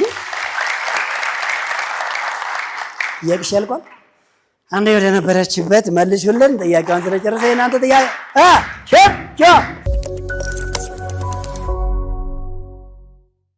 እጅግ በጣም ጥሩ። እናንተ ጥያቄ ከመግባቴ በፊት ለመሆኑ ግን ከዚህ ከሚሊዮነሮች መንገድ አብዛኛው ሰው ሲሰለጥን እንዴት እንደሚሰለጥንና ምን እንደሚጠበቅበት የምር ከዜሮ ተነስቶ በ2 ዓመት ሚሊዮነርና በ5 ዓመት መልቲ ሚሊዮነር ሆኖ ቢሰራም ባይሰራም በየወር ሚሊዮን ብር ማግኘት እንደሚችል ያልገባዋል። አንድ ሌላው ልንገራችሁ፣ ለመሰልጠን ኤምቲ ተብሎ እንደሚመዘገብ፣ ኤቲ ተብሎ በየሳምንት አቴንዳንስ እንደሚሞላ፣ ስልጠናው በየሳምንት 2 ሰዓት እንደሚያስፈልገው፣ በአካል እንደሚቻል በሳምንት አንድ ጊዜ በአካል ለመግቢያው ነፃ እንደሆነ እንዲሁም በአገሬ ቴሌቪዥን ቅዳሜ ምሽት የነበረው እሁድ ከምሽት 2 ሰዓት እስከ 4 ሰዓት እንደሚቀጥል ሮብና ሐሙስ ቀን ላይ እንደሚደገም ከነዚህ ከሁለቶቹ የመሰልጠኛ ጊዜ ከሌለው በላይ ሚዲያ ብሎ ዩቲዩብ ቻናላችን ላይ ገብቶ መሰልጠን እንዳለበት ብዙ ሰው አያውቅም። ሚሊዮንስ ሰዎች ይከታተላሉ፣ የተመዘገቡት ሰዎች ደግሞ ውስን ናቸው። ከተመዘገቡት ውስጥም በየሳምንት ስልጠናውን ሳያቋርጡ መከታተል እንዳለባቸው፣ አቴንዳንስ መሙላት እንዳለባቸው፣ ጥያቄያቸውን በግልጽ እዚህ ባይመጡም በሁሉም እጅ ስልካቸው ላይ ገብተው መጠየቅ እንደሚችሉ ማያውቁም አሉ። ሌላኛው አቴንዳንስ የሞሉ ተመዝግበውም ሁሉም ነገር ገብቷቸው ከባድ ነው ብሎ ቁጭ ያለ ሰው አለ። እኔ የሚገርመኝ ሌላ ደግሞ እዚህ የሰለጠነውንና የሰማውን ለጓደኛው ሸር ያደርግና እስኪ ስማው ምን ትላለህ? አይ መጥፎ ነው ካለው እሺ በቃ ጥሩ ነው ካለው የሚቀጥል ሰው አለ። ሰው ሲታመም ፖሊስ ጣቢያ ሳይሆን ጤና ጣቢያ ነው የሚሄደው። እባካችሁ ያልገባችሁን ጥያቄ ወደ ሚሊዮነሮች መንገድ ዳታ አምጡት። ያልገባን ጥያቄ እዚህ ጋር ይዘውና ሽንት ሀገር አልፈ ጥይት ሲተኮስ ጅብ እየጮኸ ወንዝ ሞልቶ ዩኒቨርሲቲ አልሄድክም እንዴ? ስንቅ አንግበህ ሄደሃል እኮ 5 ዓመት አልደነቆርክም እንዲማራለሁ ብለህ እንዴት በሳምንት አንድ ቀን ቤት ቁጭ ብለህ ዩኒቨርሲቲ የሆነልህን የሀገሬን ቲቪ የበላይን ፕሮግራም እንዴት ማዳመጥ አቃተህ? ልጅህን በጊዜ አስተኝተህ ስልክህን በጊዜ አውርተህ ራትን በጊዜ በልተህ ቁጭ ብለህ አጀንዳ ይዘህ እንዴት መሰልጠን አቃተህ? ሶፋ ላይ ቁጭ ብለህ ስለተማርክ ነፃ ስለሆነልህ እንዴት በሳምንት አንድ ጊዜ እዚህ አዳራሽ ውስጥ መኖር እንዴት መገኘት አቃተ? የሻይ ከፈልክ፣ የቡና ከፈልክ፣ የመግቢያ ከፈልክ፣ የውሃ ከፈልክ፣ መታወቂያ ሳትይዝ አገባም አሉ። በማንነት አገለሉ። ቀበሌ ለመግባት ዘረኝነት አለ ስትል ነበር። እዚህ ለመግባት ነፃ ነው፣ አትጠየቅ። ምንም የሚከለክል ሰው የለም። ለምን አልመጣም? አንተ ሰነፍ ህዝብ፣ ግራ ገብቶ ተሰብስቦብህ ምክንያት የሚፈልግ የሚተኛ ህዝብ እዚህ ጋር ያስታውቃል። ለምን አዳራሽ አልሞላም? እኛ ከፍለንበታል። ገብታችኋል አይደለ? በነፃ የተቀመጠለትን ዋንቋ ከወንበር ላይ መጥቶ የሚያነሳ እኮ ነው የሌለው። ልክ ሲያዳምጥ እኮ ግማሹን ሰምቶ እኮ 2 ሰዓት ሳይሰለጥን የሚያሳልፍ ሰው እኮ ነው ያለው።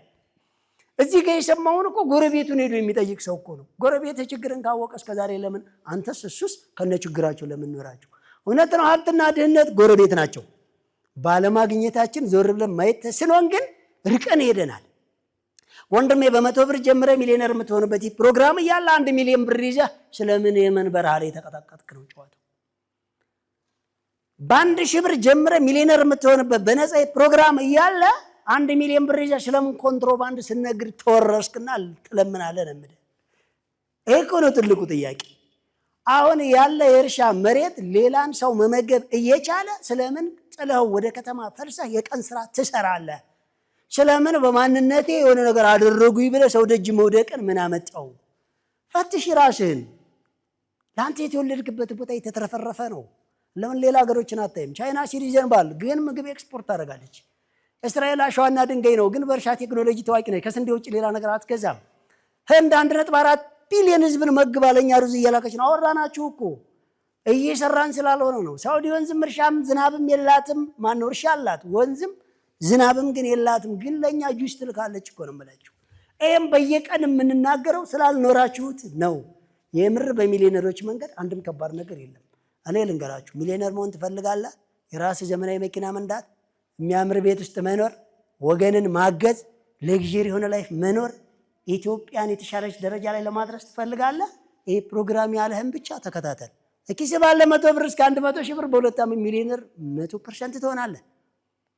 ይሄን ነገር ለማዳመጥ እኮ ምንም መፈላሰፍ አያስፈልገውም። ቤት ቁጭ ብለህ እጅ ስልክ ላይ ቁጭ ብለህ ከቴሌቪዥንም ኪስ መጣ እኮ ቴክኖሎጂው እኮ ረቋል፣ ግን እኛ ይጠቀምንበት አይደለም ነው የምላችሁ እኮ። በጣም የቀረ ነገር አለ። ሰው ኢሞሽናል የሚሆነው ሲያመው ነው እንዴ? ቆይ ሲሰደር ነው ሲሰክር ነው እንዴ? በጣም ይገርማል እኮ። የሚገርማችሁ ፕሮግራም አይቶ እኮ የሚያዝን ሰው አለ።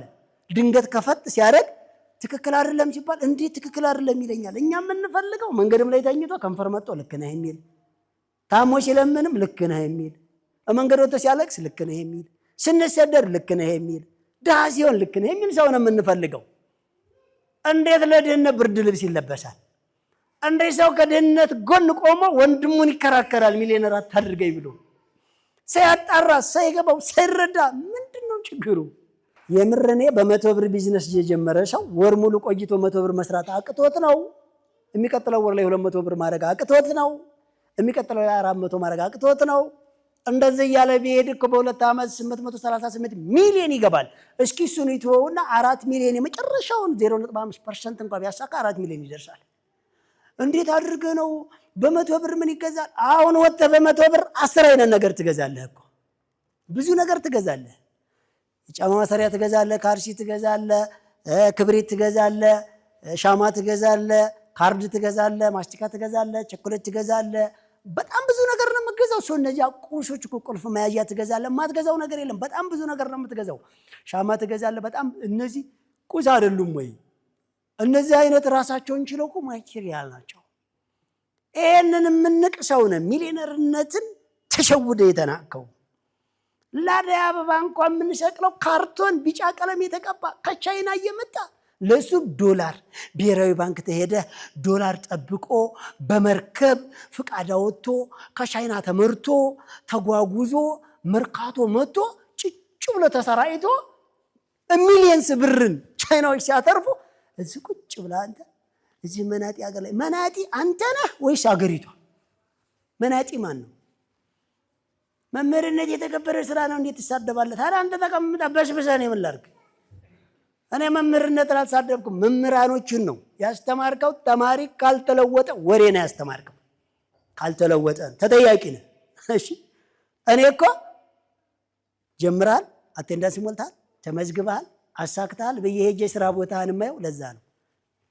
ሌላ ደሞስ ለመሆኑ አንድ ተክሳሽ ሲነገር ግር ከምትሉ ምነው ማረሚያ ቤትን ገብተን ያን ሁሉ ታራሚ ለባል በሬ ስንገዛለት እንዴት አልምቶ እንዴት ሰርቶ ባለሀብት ሆኖ ከችግሩ ታርሞ ሲወጣ የማህበራዊና የፖለቲካዊ ኢኮኖሚያዊ ቀውስ እንዳይገጥመው የተሻለ ሰው እንዲሆን ስንንከባከበው ምነው ግር ብላችሁ ኮሜንታር ሰጣችሁ? በ100 ብር 7 ዓመት ሰው ቤት ስራ የነቀዘች ልጅ ለተጨማሪ ባርነት ወደ አረብ ሀገር መሄዷን አስትተን በ100 ብር ለውዝ መቸርቸር ጀምራ የራሷን ሱቅ ስትከፍት ግር ብላችሁ ምነው አላደነቃችሁ? ምነው ትልቁ ጥሩ መልካሙ ነገር ላይ የተኝተህ ነው? የሚገርማችሁ አንድ ተክሳስ ሲለቀቅ ግር የሚል ሰው አለ። ቆንጆ ነገር ሲለቀቅ እስክሮን ያደርጉታል። ምን ማለት ነው? ግን ለመሆኑ ይህንም ፕሮግራም የሚከታተል ሰው ጠቅላላ የእኛ ሚዲያ ይከታተላል? ይህም ፕሮግራም ድንገት ያየው ሰው ሰብስክራይብ አድርጓል፣ ላይክ አድርጓል። እኔ አድርግ ምልህ ለራስህ ነው። እኔ ሸጭ እንጂ ተቀባይ አይደለሁም። በባለፈም ተናግሬዋለሁ። ቲክቶከርም ዩቲዩበርም አይደለሁም። ማለትም እኔ ከሶሻል ሚዲያ አንድም ሳንቲም አልፈልግም። ማለትም ከእያንዳንዱ ሰው ሳንቲም ለቃሚ በሆን ኖሮ የሁሉ ሰው ከፍለ ግባ ብለው ይህን ጊዜ አዳራሹ ሞልቶ ነበር። ለምን? እዚህ ጋር ትልቅ ነገር አለ ማለት ነው። እናንተ ግን ቦታ አታገኙም። ለምን በሉኝ። ፓኬጅ አንድ ጊዜ 5 የ6 የ20 ሰው የሚገዛ ሰው ቀድሞ ይዘዋል ቦታውን። የዛን ጊዜ ነው ድሃን የረሳ ነው ነበረ። አይታችሁታል። እኔ እኮ ግርም ይለኛል። ናይት ክለብ ደውሎ ቦታ የሚያሽሽ ሰው እዚህ ቦታ ላይ ለመገኘት ሲቸገር ማለት ነው። ለማንኛውም ይሄ ነገር አትርሱ። አሁን እኛ መተን ልክ መሰረታዊ የሆነ ስልጠና ለእናንተ ከማዘጋጀታችን በፊት ይሄን ነገር በደንብ አስቡበት እያልናችሁ ነው። አሁን ወደ ጥያቄያችሁ ልገባ ነው። ለማንኛውም ይችን እንዳትረሱ። እያንዳንድ ተጽዕኖ መፍጠር ትፈልጋለህ? መጀመሪያ የተግባር ሰው ሁን። ጨዋሽን ሰዓት ነው የምትነሳው? ማታ የት ነው የምታመሸው? ምን አይነት ሶሻል ሚዲያ ነው የምትከታተለው? ከነማ ጋር ነው የምታወራው? ምንድን ነው የሚሰማ? ንግግሮች ምን ይመስላሉ? አሁንስ ደካማ ጎን የለብህም ወይ? ቁብ የለብህም ወይ? ብድር አትበደርም ወይ? አሁንም ምድር ቤት እንደ ሽማግሌ ቁጭ ብለህ አትልም ወይ? ዝም ብለህ መርዳት የሌለብህን ሰው እየረዳህ አይደለም ወይ? ታላቅ ወንድም መንጃ ፈቃድ አውጣልሽ ሲል የምታወጣ ከሆነ አንተ ነህ በደለኛው። እህት አረብ ሀገር ልትሄድ ብር ሙላልሽ ስትል የምትሞላ ከሆነ አንተ ነህ በደለኛው። አንተ ነህ የበደልከው። ራስህ መንጃ ፈቃድ አውጣ ግን እንዴት እንደሚሰራ ላሳይህ ብለው እሺ ካለ ና እኔ ጋር ጠጋ ብለህ ስራ።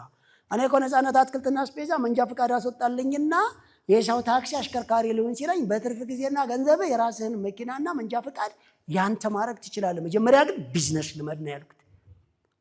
እንግዲህ ብዙ ጊዜ የማወራው ነገር ነው። ወኔሽ ደስ ይል ነበር ግን በባዶ ሆነ ያለ ሰውዬ ስማኝ፣ ባዶ አይደለም። ሀሳብ ገንዘብ ይሆናል። ይህ ህንፃ መጀመሪያ ሀሳብ ነበረ። የሀሳቡ ባለቤት ግን ወረቀት ላይ ያስቀመጠው፣ የተግባር ሰዎች ደግሞ ገነቡት። ይኸው ለእኛ መማሪያ ሆነ። ስለዚህ ለኢንጂነሮች አንድ ያጨብጭቡላቸው። በላይ አትክልትና አስቤዛ ሀሳብ ነበረ። ዓለምን ሲያጠና ሀሳብ ነበረ። እስኪ አንድ ፎቶ ላሳያችሁ። ከተንቀሳቀስንባቸው ሀገር ሁሉ አንድ ላሳያችሁ። እናንተ ብትሆኑ ወዴት እንደምትሄዱ። ፊንላንድ ላይ አንድ ፎቶ፣ ሞስኮ ላይ የሞስኮ አንድ ፎቶ አለ፣ ላሳያችሁ። ቆይ ሌላ ቀን ሁሉ ቪዲዮ ለቅላቸዋለሁ። የዛን ጊዜ በላይ አትክልትና አስቤዛ ህልም ነበረ። እንደውም የለበስኩት ልብስ የተሰጣ ነው የሚመስለው። አብዛኛውን ጊዜ በጾም ነበር የምንቀሳቀሰው። ለምን ብትሉ ህልም ያለው ሰው አይርበው አይደክመውም። ገብቷቸዋል። በእርግጥ ከቅጥነት የተነሳ ብዙ አልታይም። ይሄ ሞስኮ ምናልባት ሰዎች ወይም ሰርች ማድረግ ትችላላችሁ። ኮስሞ ኢንተርናሽናል የሚባል 35ኛ ፎቅ ነው። እዚህ ላይ ለተወሰነ ጊዜ እዚህ ሆነን ይሄን የሩቅ ምስራቅን የምስራቅ አውሮፓን ሩቅ ምስራቅን የምዕራብ ኤሽያን እና አውሮፓን እና አሜሪካ ትልልቅ ሪሰርች እንሰራ ነበረ። በእርግጥ ለቀናት ነው። ሌላ ትልልቅ አሳያቸዋለሁ። ይህን ጥናት ሲሰራ በኬንያ እስር ቤት የነበረውን ሂስትሪ አወራቸዋለሁ። በቀይ ባህረ ሰላጤ ላይ ምን አይነት ጥናት ሲሰራ እንደነበረ ኢትዮጵያ ውስጥ የት አካባቢ የሚሊዮነሮች መንገድ ሲለቀቅ ፍዝዝ ብላችሁ ሌሊቱን ሁሉ ነው የምታነቡት መጽሐፉን። 12000 ወንዝ የት እንዳለ እናንተ 12 ወንዝ ነው የምታውቁት። 12000 ወንዝ የት እንዳለ፣ ስንት ሐይቅ እንዳለን፣ ምን የአፍሪካን ሙሉ ሊመግብ የሚችል መሬትና አምራች ትውልድ እንዳለን፣ እንዴት ሀብት ላይ ተኝተን እንደ ድህይን፣ ምክንያቶቻችን ሁሉ አጥጋቢ እንዳልሆኑ በጣም ብዙ ነገር ታያላችሁ። ቴንኪው፣ አመሰግናለሁ። እንዲያው መቼም መግጠም ልምዴ ነው አይደለም። ለዚህ ትልቅ ድርጅት መግጠም ለተራ ነገርም ለአንድ ተራ ግለሰብ ፊዚካሊ ለምታምር ወይም ለሚያምር ለወንድም ለሴትም ተገጥሟል እና ይሄ ትልቅ ድርጅት ስለሆነ በጣም እንግዲህ ወደፊት ግን ገጣሚ ሁኜ ሳይሆን አሳኪ ሁኜ ነው መቆም ያለብኝ የሚል ከራሴ ጋር ስምምነት አለኝ። አመሰግናለሁ። አታጨበጭቡልኝም? ቴንኪው። እሺ፣ አመሰግናለሁ። አይ ወይዘሪት መቶ ድንገት ወደ ኪሳችን ገብታ እርሱም ዘንድ እኔም ጋር እሱ አላቅሽም ሲላት ወደ ጓደኛ ተጣርታ እርሷ አከበራት መቶን የኔን ከርታታ። አይ በመቶ አሁንማ ገብቶኛል ይቅርበኝ ሰው እንዳያማሽ ተሰስቶ መቶ በአንቺ በመቶ አንዱ ወደ ላይ ወጥቶ ሌላኛው በራሱ ሙቶ አንዱ ያረቂዋን ባጃጅ የገዛብሽ ወንድሜ መቶ ልንገርሽ ደግሜ አስረግጬ ነግርሻለሁ በእውነት ልሻለሁ ስራ የጀመረብሽም ሰው አረቄ የጠጣብሽም ሰው ያከበረሽም የናፈቀሽም የናቀሽም ሰው እንጂ አንቺማ ክብር እንደሆንሽ አውቃለሁ። ከመቶ ችግር ከመመታት ነፃ አውጭ እንደሆንሽ ተምሬያለሁ። ታጨበጭቡም? መቶ ባጃጅ አረቂ የሸመተብሽ ጭልጥ አንዴ ለህይወቱ መቅኔ አጥቶ ሌላኛው ግን ነገር ሊሻገርብሽ መሰላል ዘርግቶ መቶ ብራይ መቶ ያከበረሽም ሰው ነው የናቀሽም እንደዚያው አንዱ ስራ ሲጀምርብሽ ሌላው ራሱን አጠፋብሽ መቶ ቆይማ ልንገርሽ ሰውየው ዜሮ ሆነና ባንቺ ሲባዛ የሥራ ሞራሉ ደክሞ ስንፍናውን ሲያበዛ ተሽከርክሮ ተዟዙሮ አመለካክቱ ወርዶ ራሱ ላይ ያረፈና ዞሮ ተዟዙሮ ዜሮ ሰው ሐሳቡ ካልተቃኘ አእምሮ ካልታነጸ አሰራሩ ከዜሮ ወደ አንድ ካልተለወጠ መነኝ ይላል በላይ ዜሮን ደጋግሞ መርገጥ እንጂ ይሄ ሰው መች ተለወጠ። አመለካክቱ ከተግባር ጋር ቢሆንማ ተግባርን እቅድን ህልምን ካስማማ መቶነትን ለውጣ ሚሊየን እንደምትሆን ተሰማ። አይ መቶ ቂሌ መሰልሻቸው አሉ የአንድ ባጃጅ አረቂ መሸመቻ ዛሬ ላይ ግን የወቁሽ እንደሆንሽ ታሪክ ሰሪ የድነት ማዋረጃ ላከበረሽ የምትከብሪ ላባዛሽ የምትባዥ ማንንም የማትፈሪ ላላወቀሽ ሞኝ መሳይ የማይሞቅሽ የማይገርምሽ ሳትፈልጊ ሰበበኛ ስትፈልጊ ታሪክ ሰሪ 100 ብር ህይወት ጎዳና አብሪ በቢዝነስ መሐንዲሱ በበላይ እጅ ታየሽና ተመርመረሽ ለህይወት ምዕራፍ አዲስ ጌጥ ፈርጥ እንደሆንሽ ታወቅሽ 100 ብር ከብረሻልና በራሴ ስም እንኳን ደስ አለሽ 100 የሥራ አሰራር መንፍቱን መድኃኒት የውስጥን ሐሴት የምትጭሪ በሚሊዮነር አድርጊን ቶሎ ማንንም እንዳትፈሪ ለሚሊዮነሮች ጎዳና ነሽ እንጂ ውጫውን አረቄ ቤት እንዳትኖሪ 100 እንኳን ደስ አለሽ ለሥራ መነሻ ስለታጨሽ 100 የምርት ገርሚያለሽ ዛሬ ላይ በሚሊዮነሮች መንገድ በክብር ተሞሽረሽ ሚሊዮነር ለመሆን መሰረቱ አንቺ ስለሆንሽ በራሴ ስም በድጋሚ እንኳን ደስ አለሽ ደግሞ በ100 ብር ምን ሊገዛ ለሚሉ በወርቅ መሆን ስትጪ አመድ ሆንሽባቸው አሉ 100 ትልቅ መሰረት ለሚሉሽ እንደነበላይ ይላሉ ምስጢርሽ ሲነገር ለሥራ አሰራር ወጋገራ ሆንሽ ሰነፎች ማየት አሉ በወርቅ ሚዛን መመዘን ስጪ አንቺን የናቁ ሕፃን ሲያለቅስባችሁ መዘው ለብስኩት መግዣ የሰጡ በመምዘዝ 100ን ክብርሽን ያቃለሉ እውነት ልሻለው ነገ ለፍርድ አደባባይ ይቀርባሉ ስሌታቸው ለረቀቀ ህልማቸው ለጸደቀ ለነበላይ ሞርዴ ቤት ግን 100 ክብርሽ ታወቀ 100 ድል የመጽናት ተግባር መሆኑን የረሳ ተስፋው የመነመነ የፈለገውን ብር ቢይዝ ሰው ውስጡ ካልሰከነ እንኳን 100 አንቺን ይቅርና 100 ሺዎችንም ከኪሱ አተነነ እንግዲህ ሰው ነው ባክዝ ያገር ብሎ በመቁረጥ ውጭ ሀገር ለመሰደድ ባንድ አዳር የወሰነ በ100 ስራ ለመስራት ያፈረ ለምን 100 ችግር ለመልመስ ደፈረ ምን ነው አላፈረ ቴንኪው እጅግ ወዳልሻል እጅግ በጣም ከልብ እናመሰግናለን እውነት ነው 100 ብር አንድ ጊዜ በአንድ ቀን ውስጥ 10 ጊዜ ስንንቀው ስንት ብር ንቀኗል 1000 ብር ግልጽ ነው አይደለ 100 ብርን በቀን 10 ጊዜ ስንንቀው አይደለ ስንት ናቅን 1000 ብር በቀን ውስጥ ናቅን አንድ ብርን በቀን ውስጥ 100 ጊዜ ብንንቀው በወር 3000 ብርን ናቅን ችግሩ በባለፈ ነግሬያቸዋለሁ የ45 ዓመት ጎልማሳ ተቸግሬ ነው ብሎ ሲለምን ብታገኙት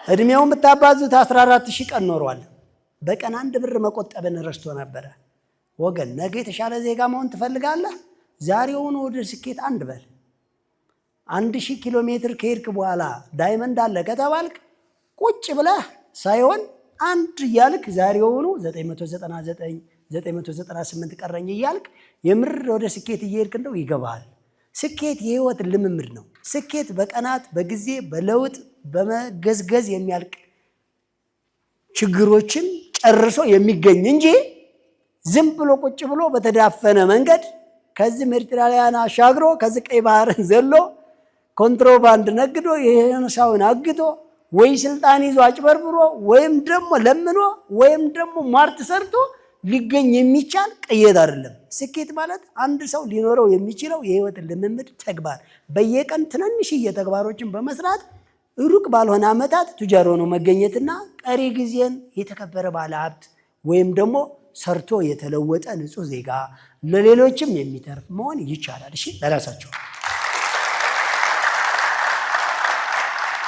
ስኬት ካይን ቅንድብ ቅርብ እንጂ ከባህር ማዶ አይደለም እኔ ልንገራችሁ በተለይ የተማራችሁ ሰዎች ዲቪ የምትሞሉ ለመደብደብ የምትቸኩሉ ምዕራባኖች ጋር ሄዳችሁ ለመጋለብ የተዘጋጃችሁ ጉደኞች እናንተን ነው በተለይ 10 ዓመት ሙሉ የቀን ስራ ለምትሰሩ እድሜ ልካችሁን ትንሽዬ ሰርቪስ ውስጥ የምትከራዩ ለ5 ዓመት ሊስትሮ ብቻ የምትሰሩ እየደራረባችሁ እዛው ላይ ብቻ የምትማሩ ጥሮታ እየጠበቃችሁ በቅጥር የምትኖሩ ሰዎች እጅግ በጣም አዝናለሁ ማለትም ለማይክሮ ሰከንድ እንኳን ስለ ለውጥ አስባችሁ አታውቁም ስለ ነውጥ ነው ማለት ነው የገባችሁ እናንተ ስለዚህ ኢትዮጵያ ውስጥ ቱጃር መሆን ቀላል ነገር ነው ኢትዮጵያ እንደ ዓለም የምትገኘው ምድር ወገብ ላይ እንደ አማካይ ሰዓት አቆጣጠር 12 ሰዓት ሌሊት 12 ሰዓት ቀን እንደ አማካኝ አየር ብንሄድ በከፊል ዝናባማ በከፊል ደረቃማ እንደ አማካኝ አየር ሁኔታ ብንሄድ ከፊል ቀዝቃዛማ ከፊል ሞቃታማ እንደ አማካኝ ወጣቱን ብንሄድ አብዛኛው ወጣት ገና የሆነ ሌላው የተወሰነ የደከማ አዛውንት እንደምንም ብንሄድ በጾታ ደረጃ ብንሄድ አንዳንድ ሀገሮች 90% ሴት ናቸው፣ አንዳንድ ሀገሮች 80% ወንድ። እኛ ሀገር ብንሄድ በአብዛኛ ባላንስ ያደረገ። እንደ ሃይማኖት ብንሄድ ከ99% በላይ ሃይማኖት ያለውና ፈርሃ እግዚአብሔር ያለው ትውልድ፣ ምንም የጎደለ ነገር የሌለ፣ ሁሉም ከኛ ወደ ውጭ የሚወጣ እንጂ ወደ ውስጥ የሚገባ ምንም የማያስፈልገን። ተፈጥሮ ራሱ ያስተማረችን ወንዞች ራሱ ወደ ውጭ ነው የሚፈሱት። አስቡ፣ የተማረውም ወደ ውጭ ነው። ወጣቱ ሁሉ ነገር ወደ ውጭ ለመፍሰስ የሚሮጥ ተፈጥሮ ግን ወደኛ ነው እየመጣች ያለችው። ወደ ውጭ ስትፈስ እኔ አንድ ነገር ልንገራችሁ። ዋቢ ሸበሌ ይሄን በረሃማና በድርቅ የተጎዳ የሚባለውን ሶማሌ ክልል አቋርጦ ሞቃዲሾ ሎጎደር ቸውሎ ህንድ ውቅያኖስ ውስጥ ሄዶ ሲገባ ጨዋማ ከሆነው ከህንድ ውቅያኖስ ውስጥ የሚመጡ አሳዎች ዋቢ ሸበሌን ተከትለው እኛ ሀገር ይመጣሉ። ይሄንን ውብና ጣዕም ያለው አፈር ውሃ ፈልገው ማለት ነው። ገብታችኋል? እኛ ግን ወንዝን ተከትለን እኮ ተሻግረን ሄደናል። በአፍሪካ ውስጥ ያለ ድንቁርና ልነግራችሁ አልችልም። ምን አይነት ድንቁርና እንዳለን እኮ ማወራችሁ በአፍሪካ ውስጥ። ከአፍሪካ ደግሞ ለየት እንላለን። መጨረሻው ጠለል ላይ መጨረሻው አሰር እኛ ነን። የመጨረሻዎቹ ዝቃጭ ደግሞ እኛ ነን። ብዙ ጊዜ አውርቻቸዋለሁ። የትኛውም ሀገር ብንሄድ እንኳ የጉልበት ስራ ነው የምንታዘዘው። የትኛውም ሀገር ብንሄድ እንኳ እርስ በርስ በመጣላት በጣም ነው የምንታወቀው። የትኛውም ቦታ ላይ እንኳ ስማርት እንዳልሆንን በቃ ተረጋግጦልናል። ይሄንን ሰብረን ካልወጣን እያንዳንዱ የቤት ስራ ይሄንን ተቀብለ ይሄ ትውልድ እዚህ ጋር ይበቃዋል፣ እኔ ዋጋ ከፍዬ፣ እኔ ስታንድ ባይ ሆኜ፣ እኔ ተግባር ሰው ሆኜ፣ እኔ የለውጥ ሰው ሆኜ፣ እኔ ታጥቄ፣ እኔ እዚህ ጋር ለወገኔ አሁን በቃ ልለው ይገባል የምትለው በአፋ አይደለም፣ በስራ ነው። ያገኘውን መልሰ ሪሳይክል በማድረግ ነው። ይህን የምትቀናጣውንና ጎጂ ልማዳዊ ኮተት ባህልን ስትተው ነው። ይህ ሴቶች የማይመለከታቸውን ሱሪ ሰክተው በከፍታ ጫማ፣ በቻፕስቲክ፣ በአርቲፊሻል፣ በውታው፣ በኬኩ ሄዶ በመዘነጡ፣ ዛሬ አዝናናይ በማለቱ፣ በውሸት በአርቲፊሻሉ በግርግሩ አይደለም፣ ኬጅ በመደገሱ፣ ድር ሄዶ በማልቀሱ ምናምን ይሄ ዝም ብሎ ራስን በማታለል አይደለም። በጣም ቆራጥና ወንትድ ውበት ከውስጥ እንደሆነ ሲገባ፣ መለወጥ ካንተ እንደሆነ ሲገባ፣ አንድ ብለህ መጀመር ካንተ እንደሆነ ሲገባ፣ እያንዳንዷ የምትጠቀምበት ጊዜ፣ ትኩረት፣ አቅምህ፣ እያንዳንዷ ገንዘብ ምን ላይ መዋል እንዳለባት ካልኩሌት ማድረግ ስትችል ያሉ ጊዜዎችን ሙሉ በሙሉ አንተንና አገርህን ሊያለማ የሚችል መሆኑ ሲገባ እንጂ አባቴ ጉድለቱን ካየኸውማ ከደቂቅ እስከ ሊቅ ሁሉም ያንተን ኪስ ሊበረብር ነው የተዘጋጀው። ሁሉም ያንተን ታሪክ ሊያጣምም ነው የተዘጋጀው። ሁሉም አንተን መጠቀም ያንተን ጫማ ሊያደርግ ነው የተዘጋጀው። አንተ ግን ራስን ከፊት ራስን ከላይ የምታደርገው አንተና አንተ የጎደለህን አይተህ አንተ ራስህን ችግርህን ስትዘጋ ነው። እኔ የሚገርመኝ ወዴት እንበል የሚሉ ሰዎች ወደ ፈለገው በል አይሰማም። ወዴት አቤት እንበል እንደፈለገ አቤት በል አቤት የሚል የለም። እኔ በጣም የሚገርመኝ ሰዎች በየት በኩል እንሰደድ እስከ ፈለገ ዓለም ዳርቻ ተሰደድ፣ ባሪያ ነህ፣ የትም ብትሄድ ያው ነህ። እኔ ግርም የሚል ለማሊሽ ማንስ ማንም አይሰማ። አንተ ራስህ መቼ ሰማኸው? አንተ ራስህ እኮ ራስን አልሰማውም እኮ ነው የምልህ እኮ። በጣም እንለያያለን እኮ። ካልቸራችንን በደንብ ወዴት እየሄደ ነው? በደንብ ፈትሹት፣ የምር ፈትሹት። ወዴት እየሄድን ነው? በየጊዜው የሚመጡ ፋሽንና አዳዲስ ዲዛይነር፣ አዳዲስ እቅድ፣ አዳዲስ ልምድ፣ አዳዲስ የሆኑ ነገሮች የእኛን ኢኮኖሚና ትውልድ የሚያለሙ ወይስ የሚገድሉ? የሚገድሉ ናቸው እኮ። እያንዳንዱ የምንጠቀመው ነገር ለራሱ ከየት እንደመጣና እነማን ሚሽነሪኖች እንዳሉ ሁሉ አይገባንም። የእነማን ተልእኮ እያስፈጸምን እንደሆነ ሁሉ አይገባንም። የገባቸውም ወዳደሮች ናቸው፣ ያልገባቸውም አልገባቸውም ማለት ነው። እዚህ ጋር በደንብ ቆም በል እስኪ። የምር አሁን አብዛኛ ጊዜያችንንና ገንዘባችንን የቱ ጋር ነው እያደረግን ያለ ነው?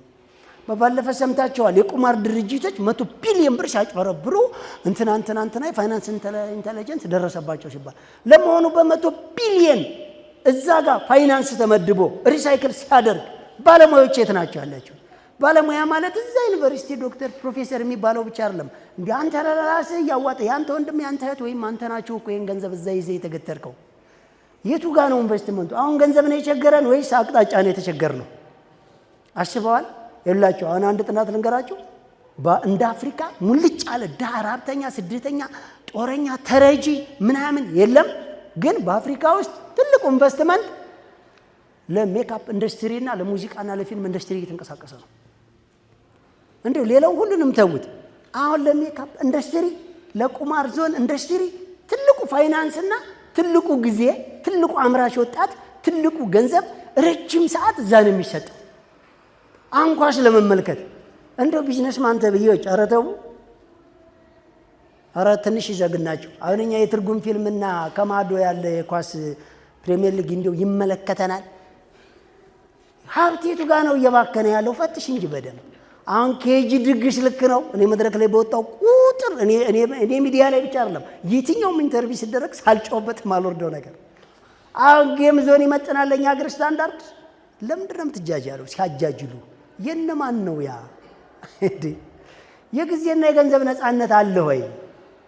ከየት አምጥተው ነው አንተ የምትዝናናው?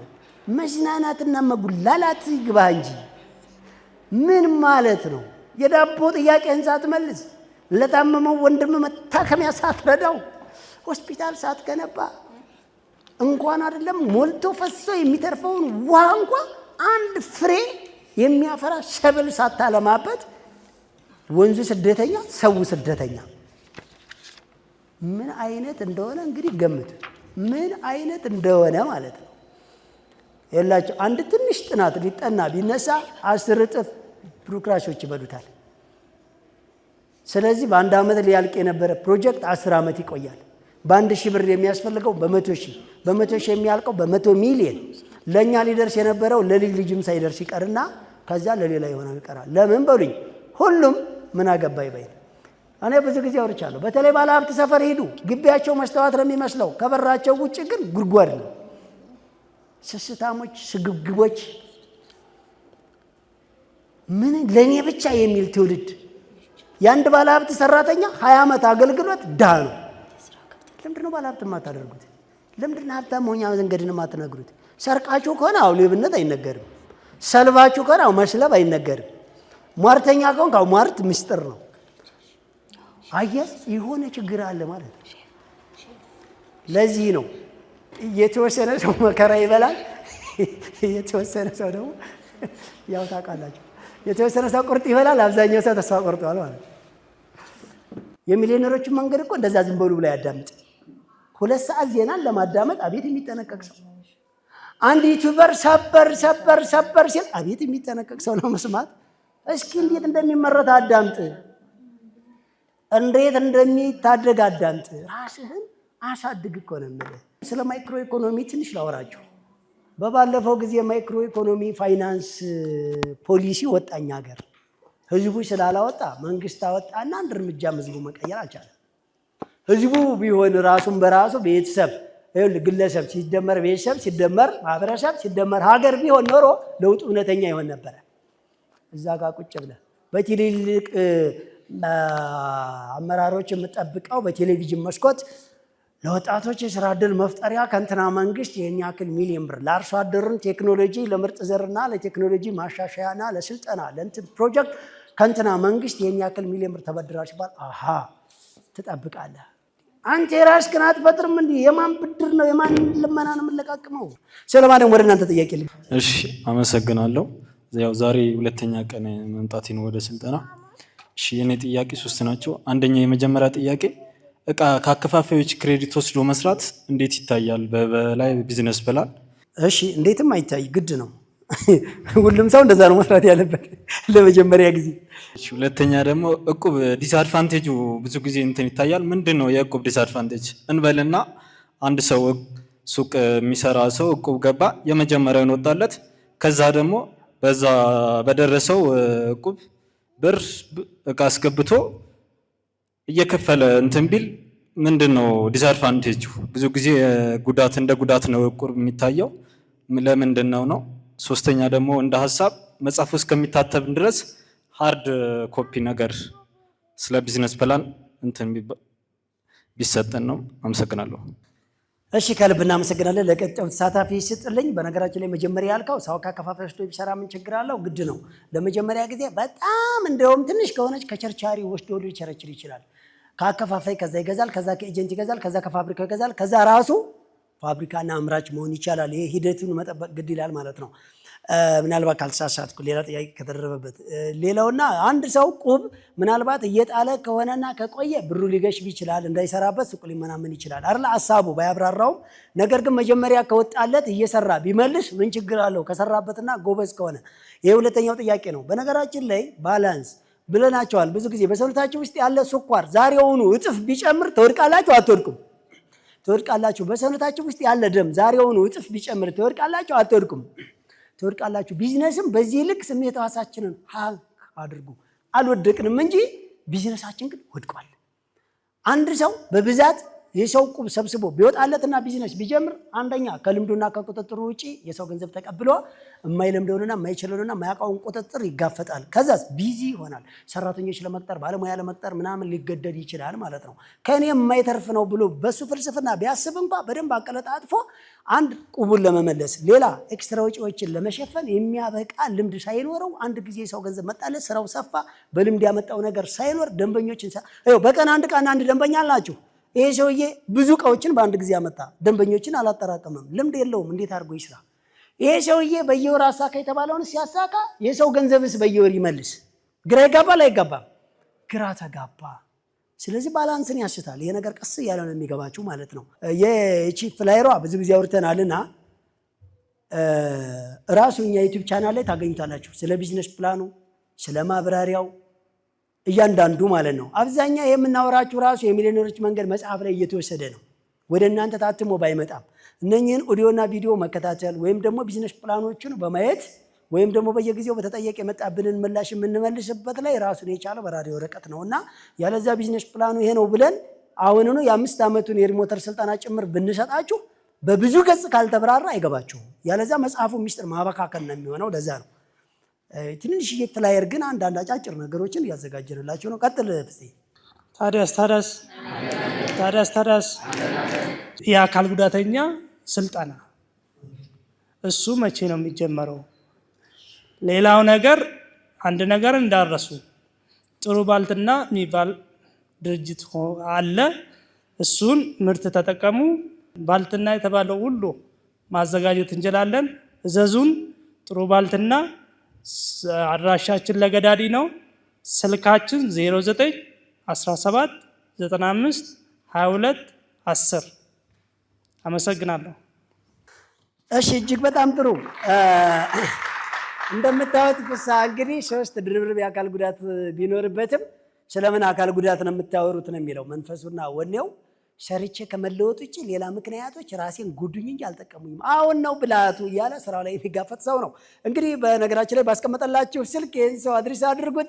ጥሩ ባልትና ለገዳዲ ብቻ አይደለም፣ ወጣፎ ጋሪ ተራ ላይ አዲስና ዘመናዊ ሱቅ ከፍቷል። በሰሞኑ ስራ ይጀምራል። እጅግ በጣም ውብ የሆነ ባልትናዎችን ወደ ትልቅ ቅመም እያሳደገ የሚገኝ ነው። በእናታችሁ አንድ ጊዜ ሞራል ስጡልኝ ሁላችሁ። የታሪክ ተወቃሽ ማለት እንደዛ አይነትን ሰው ሞራል አለመስጠት፣ አገልግሎቱን አለመጠቀም፣ ደንበኛ አለመሆን ነው። ከየትኛውም ቦታ የምትጠቀሙትን ነገር እስኪ ከእንደዛ አይነት ሰው ተጠቀሙ። እስኪ ስራ ጫና እናብዛበት። የችግር የቴረር ከንፈር ከመምጠጥ አይ ስታሳዝን እንዲያው አይዞ ከማለት ፈታ ብለን ሰላም ስትሉ ራሱ ሀይ ችርስ እንዴት ነህ ደህና ነህ ሰላም ነው በቃ ንቅት በል እንጂ ገና ይቀራል። እኔ ብዙ ነው የማዘበሉት። እስኪ ባለሱቆች፣ ተጠቃሚዎች፣ ምግብ ቤቶች፣ የተለያዩ ሰዎች ግዙት፣ በወረፋ አጨናንቁት ነው የምላቸው። ሌት ተቀን መስራት የሚችል አቅም ያለው ሰው ነው ከነ ባለቤቱ ያለማቋረጥ እየሰራ ነው። በቅርብ ጊዜ ለሌላ ሰዎች ሁሉ የስራ እድል ይፈጥራል። በእርግጠኝነት ፍፄ ያንሰዋል፣ የምር ያንሰዋል።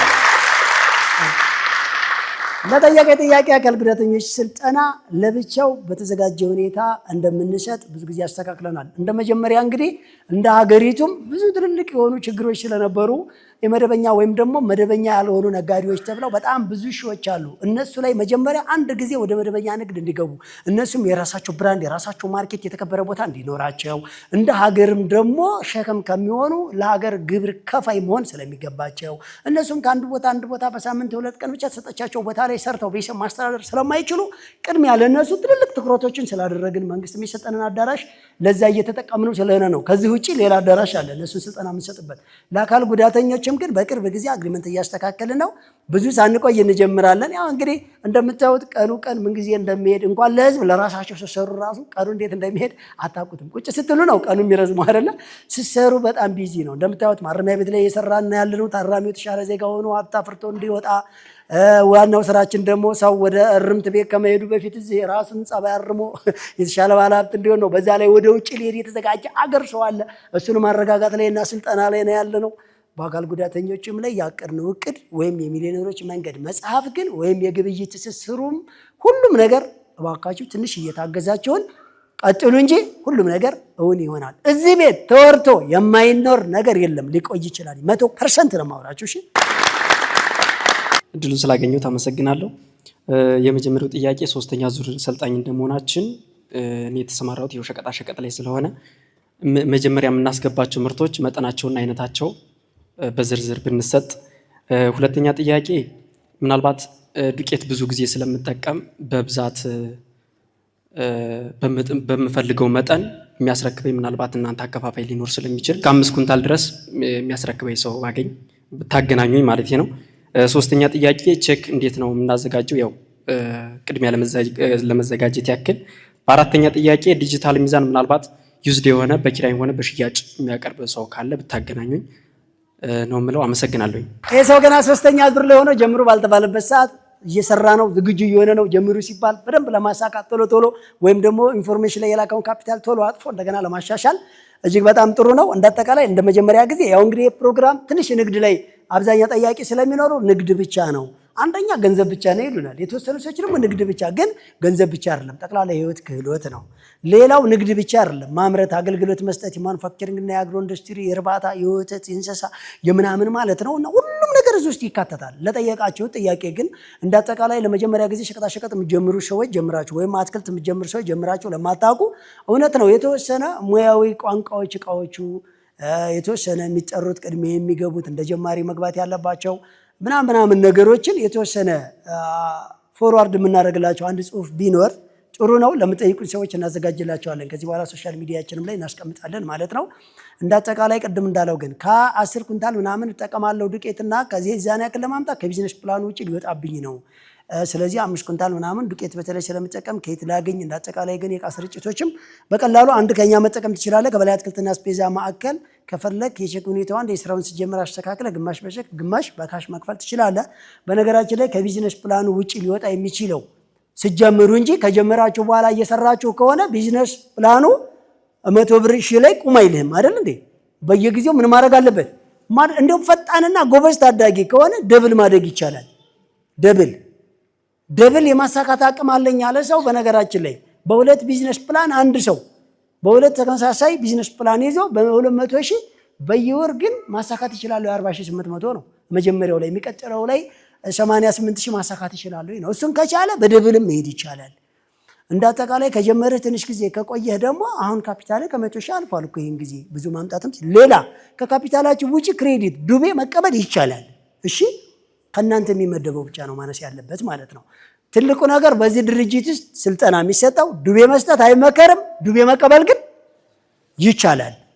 የጥሬ ብር ግን ብድርም መስጠትም መቀበልም አይቻልም። እቃ ከሆነ ግን መስጠት አይቻልም እንጂ ዱቤ መቀበል ግን ይቻላል። በተመጣጠነ ሁኔታ ያለ አቅማችሁ ሳይጋነን ማለት ነው። ዮፍታሔ አዳነ እባላለሁ ስሜ።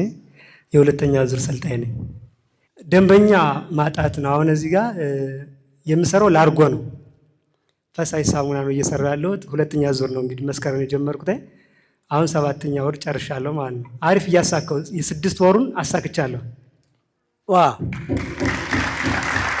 ዳንሳል ያሳካ ሰው እንደዚህ አይደለም።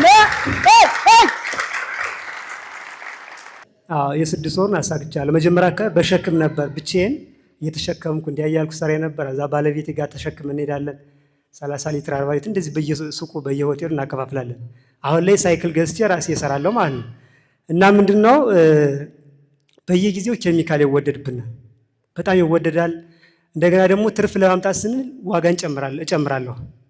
ደንበኛ ብዙ ደንበኛ አጣለሁ። እና አሁን ስቲል እስካሁን ድረስ በጣም ኬሚካል እየተወደደ ነው ያለና በዚህ መንገድ እንዴት አርዬ ተቋቁሜ ልዝለቅ ግን ብታብራራልኝ ነው። ሶስተኛ ደግሞ እሱ ነው። ሶስተኛ ምናልባት ኬሚካል አቅራቢ ካሉ በጅምላ የሚሰጡን ቀጣይ ያው ክሬዲት ይቻላል ምናምን ስለተባለ ከዚህ መሀል ካለ ምናልባት በዛ መንገድ ካለ ብትነግሩንና በክሬዲት ወስተን ብንመልስ። ስልክ ልስጥ ምናልባት ሌላው ሆቴል ያላችሁ ምግብ ቤት፣ ዳቦ ቤት የተለያየ ያለ አይደል መቼም ላርጎ የማይጠቀም ሰው የለም። ስለዚህ ስልክ ልስታችሁና እዘዙኝ፣ በሳይክል እደርሳለሁ። እኔ ስልኬ 0974 06 04 05 ነው። 0974 06 04 05 ብላችሁ ደውሉኝ፣ ፈጥኜ እደርሳለሁ። እዘዙኝ፣ አበረታቱኝ። ወደኋላ ተስፋ ማለት አልቆርጥም፣ ግን ነገሮችን እያሳካው እንዴት አብሬያችሁ እንድዘልቅ ነው። ይሄን ነው ለማለት ያክል ነው። አመሰግናለሁ። እሺ ከልብ እናመሰግናለን። የሚሊዮኖች መንገድ ሰልጣኝ የሆናችሁ ብዙ ጊዜ ያው ስነ ስርዓታችሁን ያዙ። ምን ካላችሁኝ መሸመት ወይም አገልግሎት መጠቀም ወይም ማቅረብ ብዙ ጊዜ ከሚሊዮነሮች መንገድ ጋር ሪያክሽን ኮንታክት በደንብ ፍጠሩ። እንደ ዝም ብለህ ካገኘህበት ብቻ አገልግሎት አትጠቀሙ አልላችሁም። አይቀር ለዚህ እየሰለጠነ ላለ አገር ለሚገነባ ለማሳካት የጣረ ያተረፋትን መልሶ ሪሳይክል የሚያደርግ እያደገ ላለ ሰው ደግሞ ከሱ አገልግሎት ብንጠቀም የተሻለ ነው አይደለም? የተሻለ ስለሆነ አሁን በያስቀመጠው ስልክ ላይ የተለያዩ ሰዎች በደንብ ምርቱን እባካችሁን ተጠቀሙለት። ምናልባት ኬሚካል አጠረኝ ላልከው ግን በነገራችን ላይ ብዙ ሰዎች ይሄ ሳሙና ኬሚካል በጣም ትንሽ ነገር ነው። ሀገር ውስጥ ኬሚስት ለማድረግ ሞክሩ። ራሱ ኬሚካሉ ምንም ሳይገባ ለራሱ አሁን እኛ ኬሚስት እያደረግን ሳይሆን እየጠመቅን ነው። ኬሚስት የተደረገውን እየበጠበጥን ያለ ነው እና እሱን ኬሚስት ለማድረግ የተለያዩ እጽዋቶችና አፈር ማዕድና ጨዋማ ነገሮች ብዙ አሉንና እነሱ ላይ ብዙም ጊዜ በትርፍ ሰዓታቸው ሪሰርች ማድረግ ሞክሩ። ሩቅ አይደለም ያ ኬሚካሉ የሚመጣበት ሀገር እኛ ሀገር ያለውን ነው። ነግሬያቸዋለሁ አይደለ? ተራ አበባን እንኳን ከዛ ቆራርጠው ቀለም ቀብተው ሲያመጡልን እሺ ብለን የገዛን ሰዎች ነን። እንደዛ እኮ ነው እዚህ ጋር ሊሰራ የሚችል ነገር ነውና ለማንኛውም ግን የሚሊዮነሮች መንገድ የዚህን የላርጎ ግብአት ወይም ኬሚካል የምታቀርቡ ሰዎች ስልኩን ይዛችሁ የምትገዙም ግዙት፣ የምታቀርቡም አቅርቡለት ማለት ነው። በቸክ መጠቀም ይችላል። ሁለተኛ ዙር ተመዝጋቢ ነው በከፊል እንደዛ ማድረግ ይቻላል። ምርትህን የተሻለ ከሆነ ወደኛ ማርኬትን ማስገባ እንደገና ደግሞ ሌላ ግብአቶችንም በዚሁ የምታገኝበት አማራጭ ሊኖር ይችላል። በየጊዜው እየተወደደ መሄዱ ግን ምርቱ እስካልጠፋ ድረስ እየተወደደ መሄዱ ስራ አያስቆምም። ተወዶ ብገዛ አስወድደ መሸጥ ትችላለህ። ቶሎ ቶሎ ሪሳይክል ካደረገ ግሽበት አይገጥመውም። ብዙ ጊዜ ሰው የተለያዩ እቃዎችን ሰከንድ ሃንድ መግዛትም ወንበሮች ምናምን እንደገና መከራየትም ይቻላል። መከራየት ራሱ ይቻላል። መከራይ አንድም ነገር የለም። በአቅማችሁ ልክ ለመጀመር በቃ ሁሉንም ነገር እንዳቅማችሁ ማድረግ ይቻላል። ትንሽ ነገሮችን ያከበረ ሰው ነው ትልቅ መሆን የሚችለው። ታገኛለህ ብዬ አስባለሁ። እንደ ሀሳብ መርካቶ ከሄዳችሁ ግን ምናለሽ ተራ እንደገባችሁ ከታች መጀመሪያ በተክለ ሃይማኖት መስመር እንደሄዳችሁ እንደገባችሁ ነው የሚገኙት። እነሱም እርግጠኛ ነን ይህን ፕሮግራም የሚከታተሉ ነፍ የዚህ አካባቢ ሰዎች ስላሉ አለን ይሏቸዋል። በቦታው መተን እንጠግናለን ካልሆነ ደግሞ እኛ የጨገነውን በተመጣጣኝ ዋጋ እንሰራለን። ለጋራንቱ ደግሞ ከተበላሸ መተን ቸክ እናደርጋለን፣ የእኛን እንሸጥላቸዋለንም። ለነበረን ቆይታ እጅግ በጣም እያመሰገንን ሁላችንም ለዚህ ላደረሰን ፈጣሪ በየሃይማኖታችሁ የአንድ ደቂቃ የህሊና ጸሎት ተመስገን እንበል።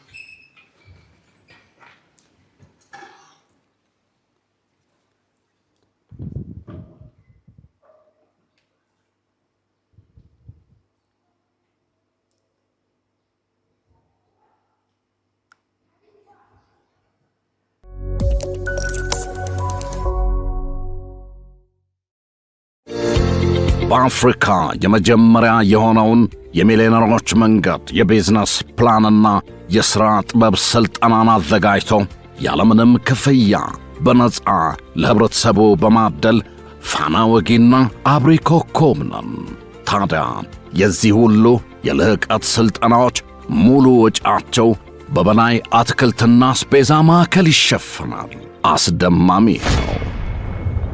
እርሶም ከበላይ አስቤዛና አትክልት ሲሸምቱ በአገልግሎታችን ይደሰታሉ። በሀገራችን የቢዝነስ ስልጣኔ ላይ አሻራውን ያትማሉ። በአንድ ጠጠር ሁለት ወፍ ይሏል። ይህ ነው በላይ አትክልትና አስቤዛ። ቁጥር 1 ካራ ኮተቤ መድኃኔ ዓለም መግቢያ 60 ሜትር ገባ ብሎ፣ ቁጥር 2 በእድሳት ላይ ነው። ቁጥር 3 ወደ ኮተቤ ገብርኤል በሚወስደው አዲሱ አስፓልት ላይ፣ ቁጥር 4 ወሰን ወደ ራእይ ጤና ጣቢያ መግቢያ ከዋናው አስፓልት 30 ሜትር ገባ ብሎ፣ ቁጥር 5 ፊጋ መስቀለኛ ወደ መገናኛ ታክሲ መያዣው ጋር፣ ከ500 በላይ የእርሻና የፋብሪካ ምርቶችን በአንድ ቦታ በተመጣጣኝ ዋጋ ይሸምቱ፣ ይንበሽበሹ። በ0911 992411 ሃሎ ይበሉን። በላይ አስቤዛ ማዕከል የጊዜውና የኢኮኖሚው ብቸኛ አጋር። በላይ አስቤዛ ማዕከል።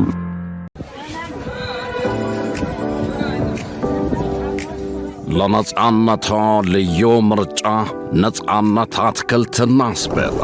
ከአንድ ቦታ ሳይወጡና ሳይወርዱ ሳይንከራተቱ አስቤዛውን ከነጻነት በምቾት ይዘዙ፣ ይሸምቱ።